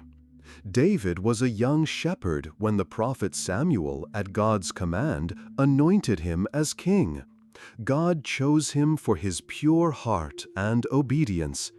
David was brave and courageous, which was particularly evident in his famous battle with the giant Goliath. The story with Goliath began when the Philistines again threatened Israel. They brought their champion to battle, a giant named Goliath, who came out onto the battlefield every day and challenged the Israelites. Goliath was incredibly large and strong, and none of Saul's soldiers dared to face him. One day, David happened to be on the battlefield, visiting his older brothers. He was struck by the fear and indecisiveness of the Israelites and declared that he was ready to fight Goliath. Saul, hearing this, allowed David to try his luck, although he himself was skeptical. David refused heavy armor, taking only a sling and 5 smooth stones from a stream. Approaching Goliath, David proclaimed, "You come against me with sword and with spear and with javelin, but I come against you in the name of the Lord Almighty, the God of the armies of Israel, whom you have taunted." As Goliath moved toward David, David hurled a stone from his sling, and the stone struck Goliath directly in the forehead, killing him instantly. This victory brought David fame and respect among the people, but from then on his life became complicated due to the envy and hatred of King Saul. David had to flee and hide to escape Saul's persecution. When Saul died in battle against the Philistines, the people of Israel recognized David as their king. At first, he ruled only in Hebron, where he was anointed king of Judah. But after several years of civil war, when the last heir of Saul was killed, David was recognized as king of all Israel. His accession united the people, and David made Jerusalem the capital of his kingdom, bringing the Ark of the Covenant there. David's reign was marked by many victories over Israel's enemies, which solidified his position as king.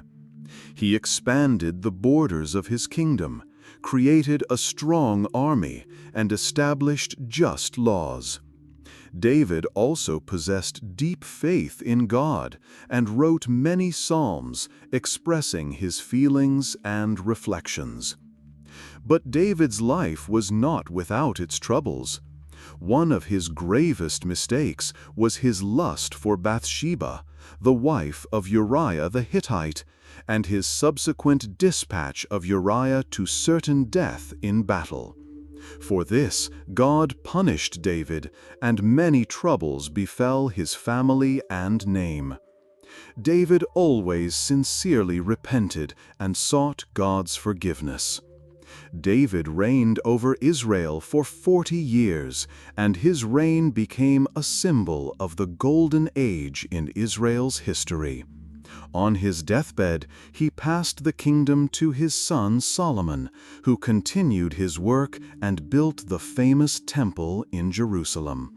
David's life, with all its ups and downs, became an example of faithfulness to God and constant striving for righteousness, despite human weaknesses. Solomon, David's son, became king of Israel after his father's death. Young and inexperienced, he understood that ruling a vast nation was a great responsibility. One night, God appeared to Solomon in a dream and offered to grant him any wish. Solomon, realizing he needed wisdom, asked God for the ability to judge the people justly. God was pleased with Solomon's request and granted him not only wisdom, but also wealth and long life.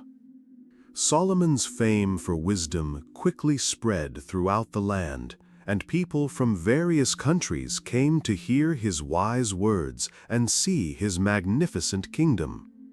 One of Solomon's greatest achievements was the construction of the temple. David had dreamed of building this temple, but God assigned this task to Solomon.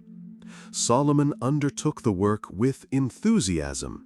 He made a pact with King Hiram of Tyre, who supplied cedar and cypress wood for the construction.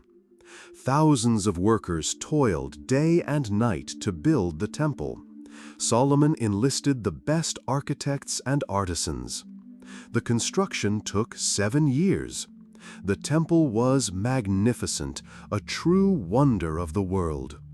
Inside, the walls were covered with pure gold, and intricately carved figures of angels and decorated doors adorned it.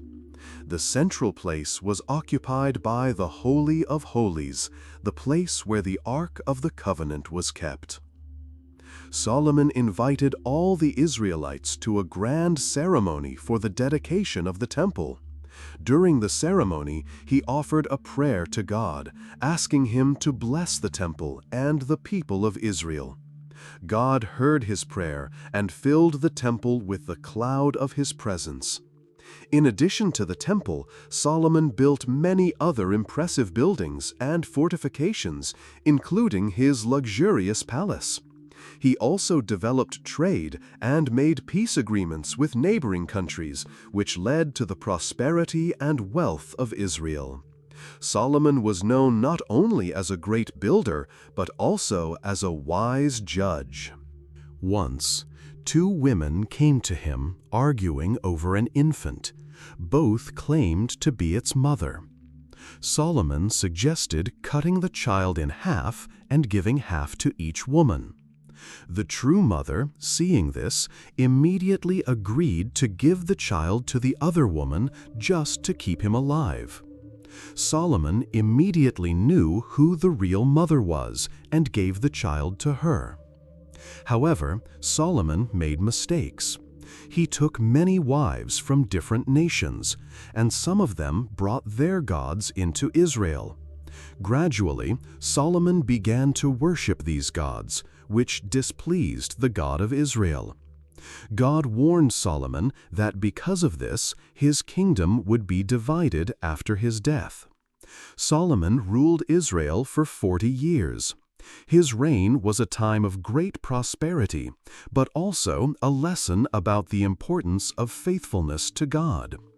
After his death, his son Rehoboam became king, and the kingdom was indeed divided, as God had predicted.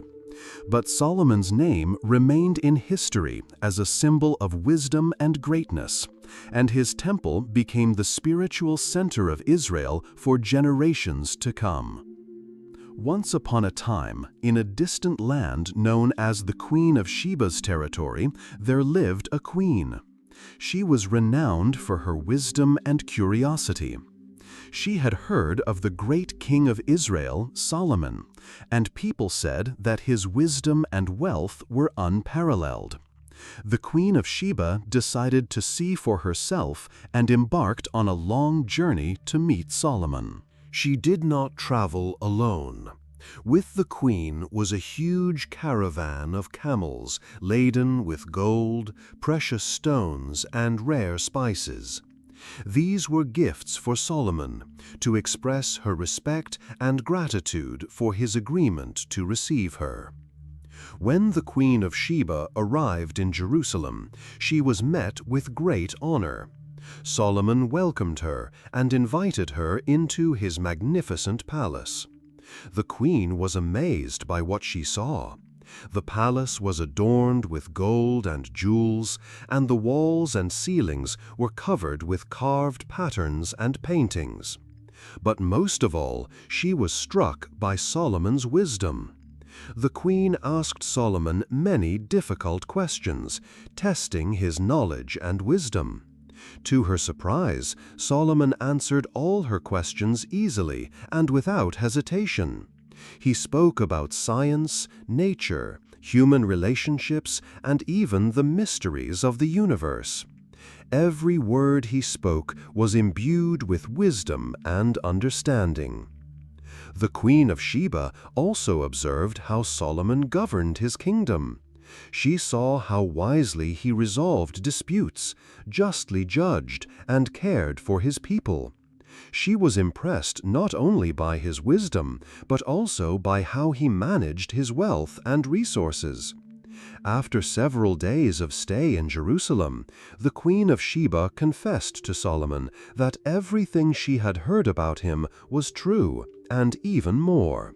She said, "Blessed are your people, and blessed are your servants, who continually stand before you and hear your wisdom." The Queen of Sheba presented Solomon with all that she had brought with her: gold, precious stones, and rare spices. In return, Solomon gave her many valuable gifts and generously gifted her before her departure. When the Queen of Sheba returned to her country, she brought with her not only material wealth, but also invaluable lessons of wisdom and governance that she had received from Solomon. Her meeting with the great king of Israel became a legend that was passed down from generation to generation. This story of the Queen of Sheba and Solomon shows how important it is to strive for wisdom and knowledge, for it was through these qualities that Solomon became not only a great king, but also a source of inspiration for people from distant lands. When Solomon died, his kingdom found itself on the verge of great change. Solomon was a wise ruler, but in the final years of his reign, the people began to experience dissatisfaction due to heavy taxes and difficult labor on state construction projects. After his death, his son Rehoboam ascended the throne. Rehoboam did not possess the wisdom and experience that his father had. When he became king, the people of Israel, especially from the northern tribes, came to him with a request to lighten their burden. They hoped that the new king would be more merciful and reduce taxes and compulsory labor. Rehoboam decided to consult his advisors.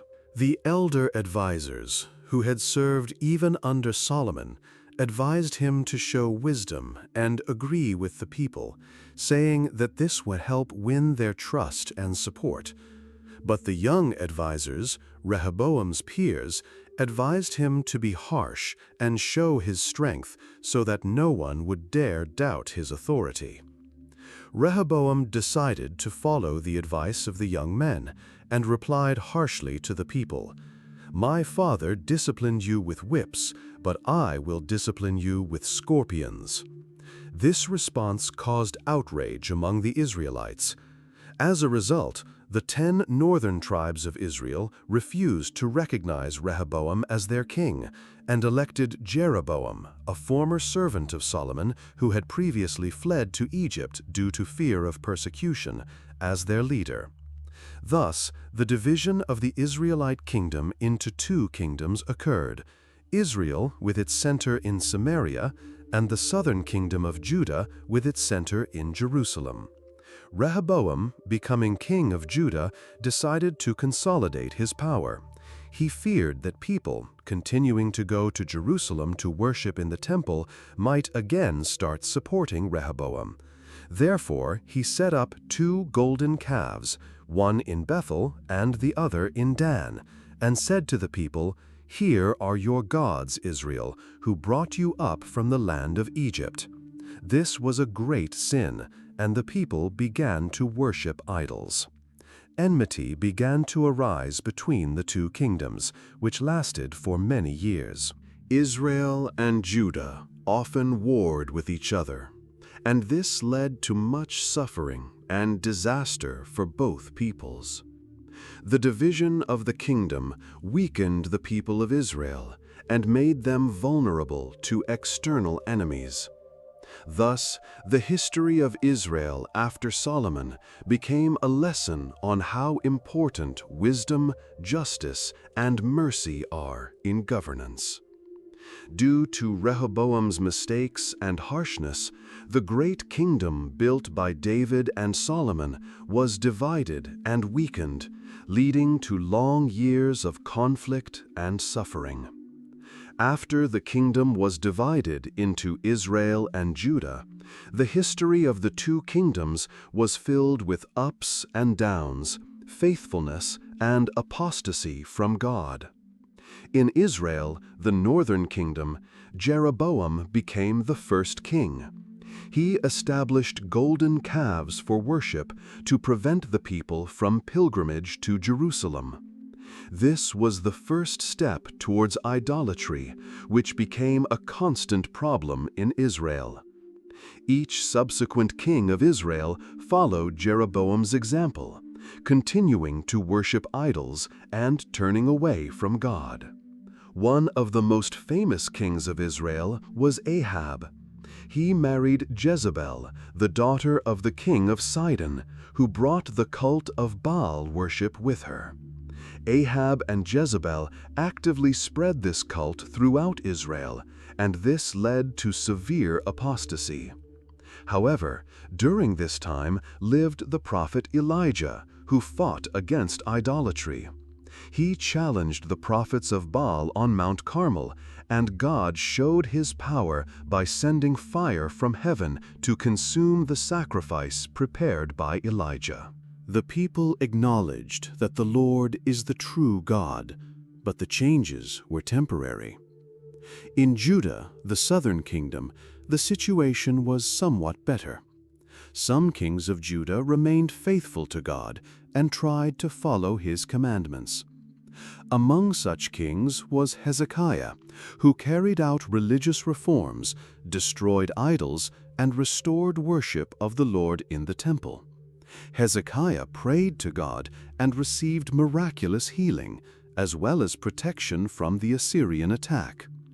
Another outstanding king of Judah was Josiah. He discovered the book of the law in the temple and was deeply shaken to learn how far the people had strayed from God's commandments. Josiah initiated large-scale reforms, destroying idols and restoring true worship of God. During his reign, Passover was celebrated, which had not been celebrated since the time of the Judges. However, not all kings of Judah were faithful to God. Some, like Manasseh, led the people into even greater idolatry and sin. Manasseh even offered his son as a sacrifice to idols. These sins led to God's decision to punish Judah, just as he had previously punished Israel. Ultimately, despite periods of faithfulness and apostasy, both kingdoms, Israel and Judah, failed to remain faithful to God's commandments. Israel was conquered by the Assyrians, and the people were taken into captivity. Later, Judah was conquered by the Babylonians, and the temple in Jerusalem was destroyed. These events showed that deviating from God's ways leads to destruction and misery. But even during this time, God continued to love his people and sent prophets to call them to repentance and return to faithfulness. In ancient Israel and Judah, prophets played a crucial role. They were messengers of God, who conveyed his will to the people and kings, called for repentance, and predicted the future. Among the many prophets, two figures stand out particularly brightly: Elijah and Elisha. Elijah was one of the most powerful prophets. He lived in Israel during the reign of King Ahab and his wife Jezebel, who actively promoted the worship of Baal. Elijah was an uncompromising fighter against idolatry. One day, he challenged the prophets of Baal to a contest on Mount Carmel. They were to call upon their gods to send fire to the altar. The prophets of Baal prayed all day, but nothing happened. But when Elijah prayed, God sent fire from heaven, which burned the sacrifice, the wood, the stones, and even the water around the altar. This astonishing sign showed the people that the Lord is the true God. After this, Elijah continued his mission, performing miracles and prophesying. He predicted a drought that lasted for 3 years, and then prayed for rain to fall again. But Elijah not only confronted kings and idolatry, he also cared for the poor and needy. For example, he helped a widow from Zarephath who had no food, and her provisions miraculously did not run out until the end of the drought. Elisha was the disciple and successor of Elijah. When the time came, Elijah was taken to heaven in a fiery chariot, and Elisha received his mantle and power. Elisha performed many miracles, confirming his divine mission. He parted the waters of the Jordan to pass through, and healed the water in Jericho, making it potable. One of Elisha's most famous miracles was the resurrection of a woman's son. Elisha traveled often, and a wealthy woman offered him hospitality. In gratitude, Elisha predicted the birth of a son to her, even though she was barren. Later, the child died, and Elisha, at her request, brought him back to life. Elisha also healed the Syrian commander Naaman of leprosy. Naaman came to him hoping for healing, and Elisha sent him to dip himself in the Jordan River 7 times. At first, Naaman was disappointed with such a simple solution, but upon obeying, he was healed and recognized the power of the God of Israel. Prophets not only performed miracles and foretold the future, but also served as moral and spiritual leaders for the people. They called for repentance and a return to God when the people turned away from Him. Often, their words were a warning of impending disasters if people did not change their ways. They were the voice of God for the people, guiding and directing them on the right path. Many other prophets also played important roles in the history of Israel and Judah: Isaiah, Jeremiah, Amos, Hosea, and others. Prophets conveyed God's messages of justice, mercy, and faith. They helped the people understand God's will and maintain their faith even in the most difficult times. When Judah was under the rule of King Jehoiakim, the country began to experience serious difficulties. Babylon, a powerful empire led by King Nebuchadnezzar, was becoming increasingly aggressive. Jehoiakim attempted to resist Babylon, but this led to even greater problems. In 597 BC, Nebuchadnezzar came with his army and captured Jerusalem, taking King Jehoiakim captive, along with a portion of the nobility and treasures from the temple of the Lord. A new king, Jehoiachin, was placed on the throne. But his reign was short-lived. Soon, Nebuchadnezzar came to Jerusalem again, this time with the intention of completely subjugating the city. Zedekiah was deposed and taken captive.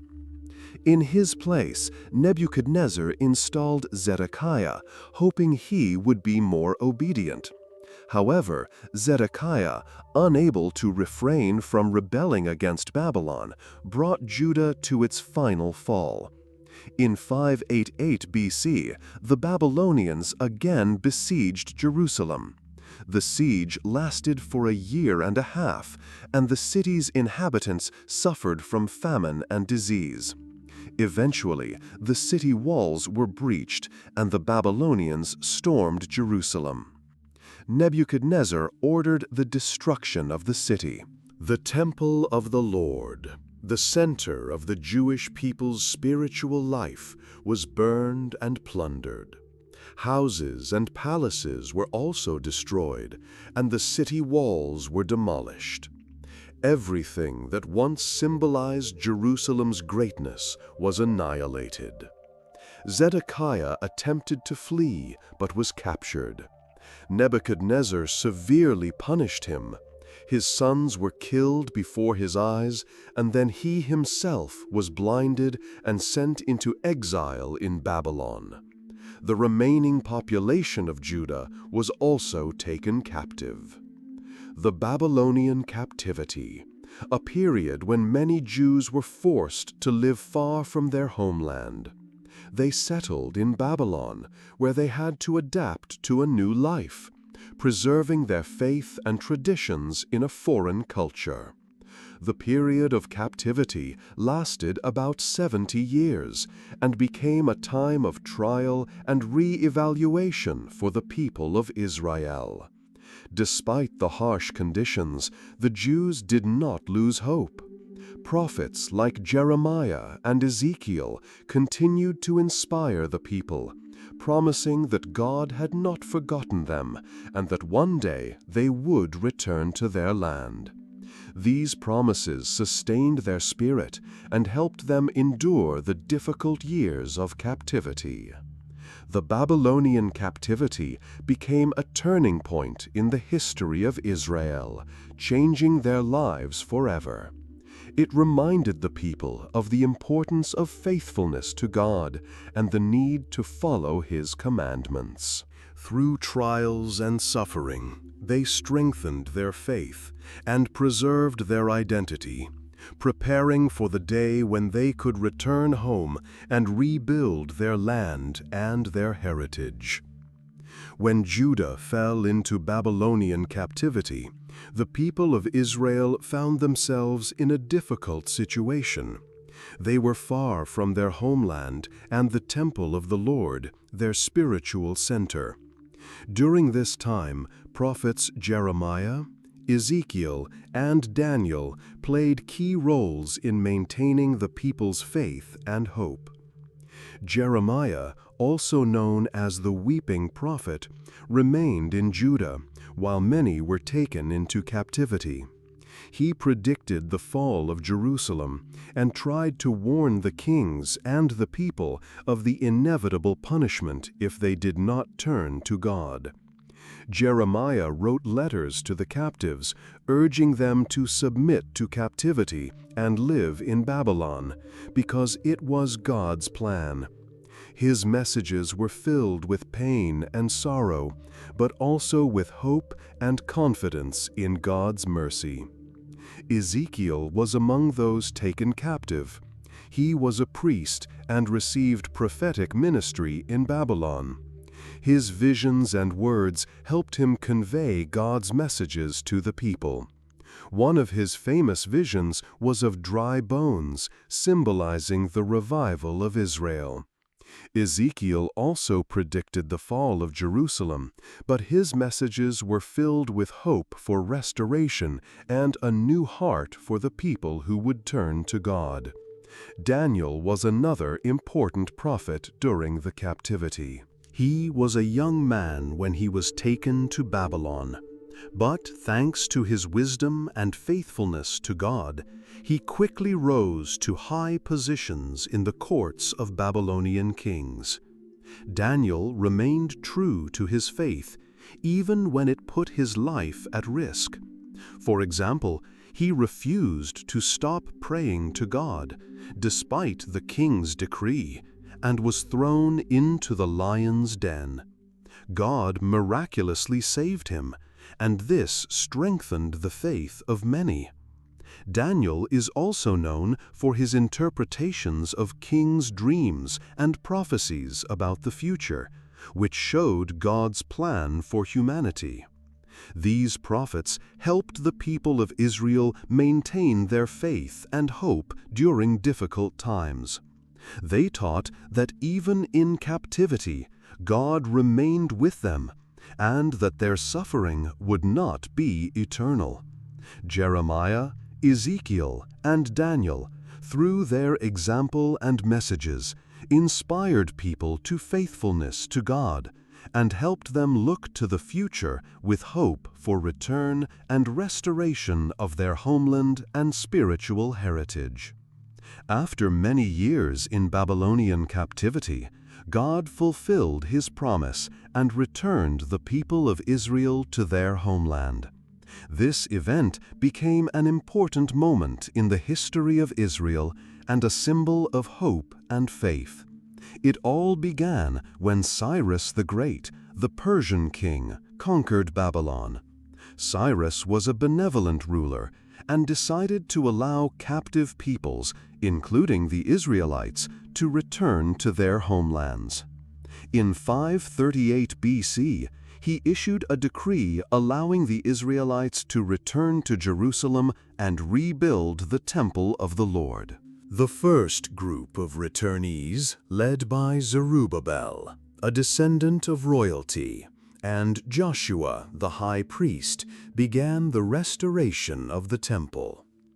Despite the destroyed city and the absence of its former grandeur, their faith in God and confidence in the future remained unwavering. Zerubbabel and Joshua the high priest began restoring the temple, despite resistance from local peoples and many difficulties. They laid the foundation for a new temple and gradually rebuilt it. The next important figure in this story is Ezra, a priest and teacher of the law. Ezra arrived in Jerusalem with another group of exiles and brought with him scrolls of the law. He dedicated his life to restoring the spiritual life of the people. Ezra taught people God's law, revived religious rituals, and sought to return the people to the observance of commandments. Later, Nehemiah, cupbearer to King Artaxerxes of Persia, learned of the difficulties faced by the Israelites in Jerusalem. He asked the king for permission to return and help his people. Artaxerxes granted Nehemiah permission and supported him financially. When Nehemiah arrived in Jerusalem, he saw that the city walls were destroyed and the people lived in constant fear of enemies. He organized the work to restore the city walls and gates. Despite numerous threats and attacks, the people, under Nehemiah's leadership, worked with great devotion. In 52 days, they rebuilt the walls, which was a testament to their faith and perseverance. Nehemiah also introduced important reforms aimed at strengthening social justice and religious life. He brought the people back to observing the Sabbath and other commandments, and also fought against corruption and injustice.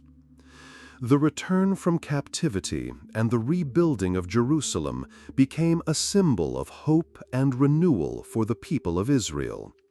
Despite all the difficulties and trials, they showed that with faith in God, any obstacle can be overcome. Their story continues to inspire generations, reminding us of the importance of faith, unity, and perseverance in difficult times.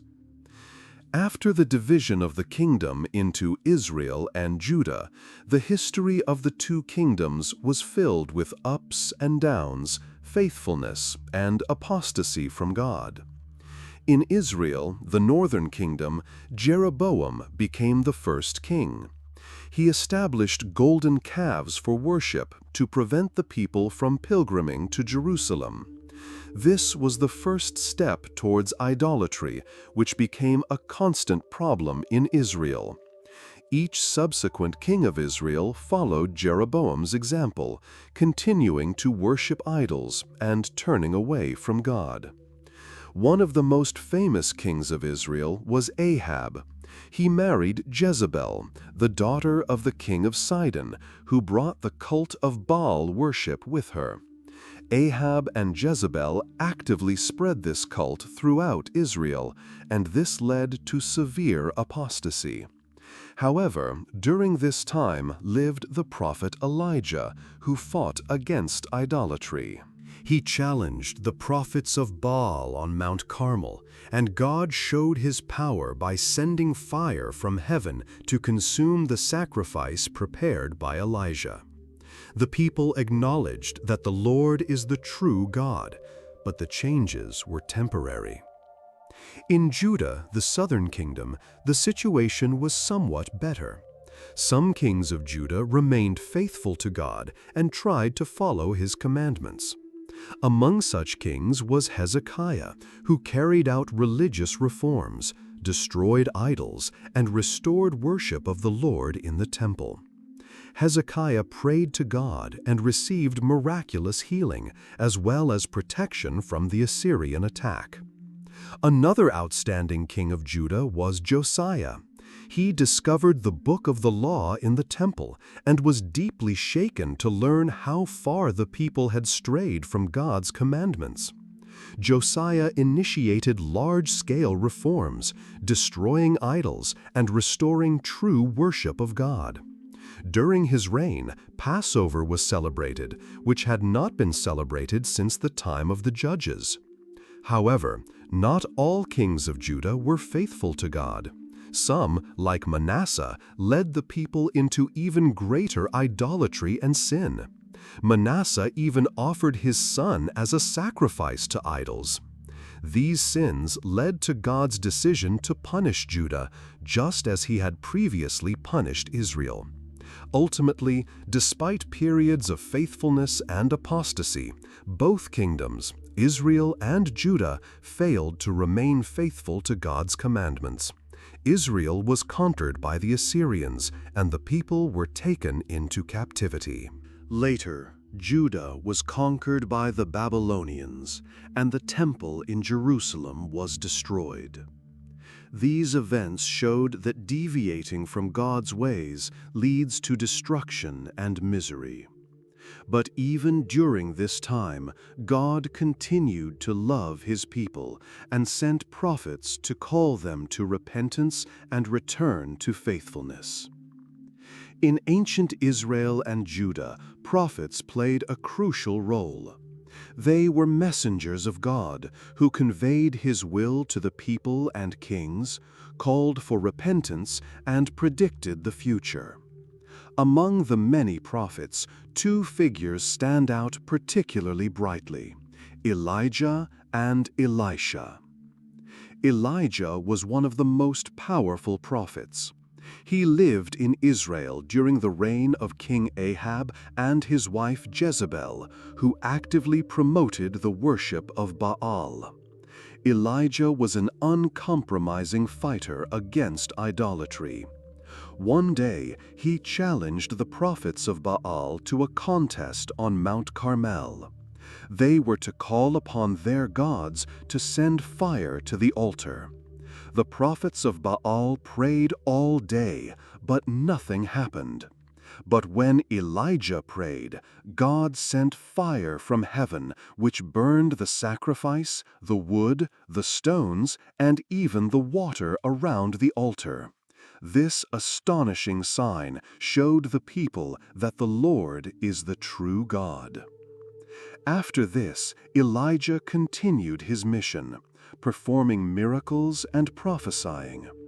He predicted a drought that lasted for 3 years and then prayed for rain to fall again. But Elijah not only confronted kings and idolatry, he also cared for the poor and needy. For example, he helped a widow from Zarephath who had no food, and her provisions miraculously did not run out until the end of the drought. Elisha was the disciple and successor of Elijah. When the time came, Elijah was taken to heaven in a fiery chariot, and Elisha received his mantle and power. Elisha performed many miracles, confirming his divine mission. He parted the waters of the Jordan to pass through, and healed the water in Jericho, making it potable. One of Elisha's most famous miracles was the resurrection of a woman's son. Elisha traveled often, and a wealthy woman offered him hospitality. In gratitude, Elisha predicted the birth of a son to her, even though she was barren. Later, the child died, and Elisha, at her request, brought him back to life. Elisha also healed the Syrian commander Naaman of leprosy. Naaman came to him hoping for healing, and Elisha sent him to dip himself in the Jordan River 7 times. At first, Naaman was disappointed with such a simple solution, but upon obeying, he was healed and recognized the power of the God of Israel. Prophets not only performed miracles and foretold the future, but also served as moral and spiritual leaders for the people. They called for repentance and a return to God when the people turned away from Him. Often, their words were a warning of impending disasters if people did not change their ways. They were the voice of God for the people, guiding and directing them on the right path. Many other prophets also played important roles in the history of Israel and Judah. Isaiah, Jeremiah, Amos, Hosea, and others. Prophets conveyed God's messages of justice, mercy, and faith. They helped the people understand God's will and maintain their faith even in the most difficult times. When Judah was under the rule of King Jehoiakim, the country began to experience serious difficulties. Babylon, a powerful empire led by King Nebuchadnezzar, was becoming increasingly aggressive. Jehoiakim attempted to resist Babylon, but this led to even greater problems. In 597 BC, Nebuchadnezzar came with his army and captured Jerusalem, taking King Jehoiakim captive, along with a portion of the nobility and treasures from the temple of the Lord. A new king, Jehoiachin, was placed on the throne, but his reign was short-lived. Soon, Nebuchadnezzar came to Jerusalem again, this time with the intention of completely subjugating the city. Zedekiah was deposed and taken captive. In his place, Nebuchadnezzar installed Zedekiah, hoping he would be more obedient. However, Zedekiah, unable to refrain from rebelling against Babylon, brought Judah to its final fall. In 588 BC, the Babylonians again besieged Jerusalem. The siege lasted for a year and a half, and the city's inhabitants suffered from famine and disease. Eventually, the city walls were breached, and the Babylonians stormed Jerusalem. Nebuchadnezzar ordered the destruction of the city. The temple of the Lord, the center of the Jewish people's spiritual life, was burned and plundered. Houses and palaces were also destroyed, and the city walls were demolished. Everything that once symbolized Jerusalem's greatness was annihilated. Zedekiah attempted to flee, but was captured. Nebuchadnezzar severely punished him. His sons were killed before his eyes, and then he himself was blinded and sent into exile in Babylon. The remaining population of Judah was also taken captive. The Babylonian captivity, a period when many Jews were forced to live far from their homeland. They settled in Babylon, where they had to adapt to a new life, preserving their faith and traditions in a foreign culture. The period of captivity lasted about 70 years and became a time of trial and re-evaluation for the people of Israel. Despite the harsh conditions, the Jews did not lose hope. Prophets like Jeremiah and Ezekiel continued to inspire the people, promising that God had not forgotten them and that one day they would return to their land. These promises sustained their spirit and helped them endure the difficult years of captivity. The Babylonian captivity became a turning point in the history of Israel, changing their lives forever. It reminded the people of the importance of faithfulness to God and the need to follow His commandments. Through trials and suffering, they strengthened their faith and preserved their identity, preparing for the day when they could return home and rebuild their land and their heritage. When Judah fell into Babylonian captivity, the people of Israel found themselves in a difficult situation. They were far from their homeland and the temple of the Lord, their spiritual center. During this time, prophets Jeremiah, Ezekiel, and Daniel played key roles in maintaining the people's faith and hope. Jeremiah, also known as the weeping prophet, remained in Judah while many were taken into captivity. He predicted the fall of Jerusalem and tried to warn the kings and the people of the inevitable punishment if they did not turn to God. Jeremiah wrote letters to the captives, urging them to submit to captivity and live in Babylon because it was God's plan. His messages were filled with pain and sorrow, but also with hope and confidence in God's mercy. Ezekiel was among those taken captive. He was a priest and received prophetic ministry in Babylon. His visions and words helped him convey God's messages to the people.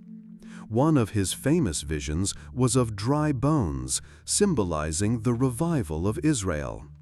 Ezekiel also predicted the fall of Jerusalem, but his messages were filled with hope for restoration and a new heart for the people who would turn to God.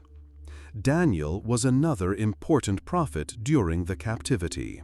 He was a young man when he was taken to Babylon, but thanks to his wisdom and faithfulness to God, he quickly rose to high positions in the courts of Babylonian kings.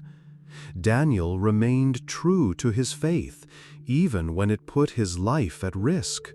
For example, he refused to stop praying to God, despite the king's decree, and was thrown into the lion's den. God miraculously saved him, and this strengthened the faith of many. Daniel is also known for his interpretations of kings' dreams and prophecies about the future, which showed God's plan for humanity. These prophets helped the people of Israel maintain their faith and hope during difficult times. They taught that even in captivity, God remained with them, and that their suffering would not be eternal.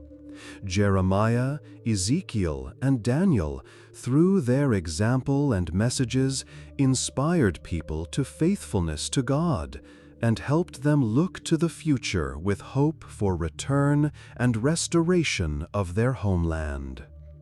After many years in Babylonian captivity, God fulfilled his promise and returned the people of Israel to their homeland. This event became an important moment in the history of Israel and a symbol of hope and faith. It all began when Cyrus the Great, the Persian king, conquered Babylon. Cyrus was a benevolent ruler and decided to allow captive peoples, including the Israelites, to return to their homelands. In 538 BC, he issued a decree allowing the Israelites to return to Jerusalem. The first group of returnees, led by Zerubbabel, a descendant of royalty, and Joshua the high priest, began the restoration of the temple.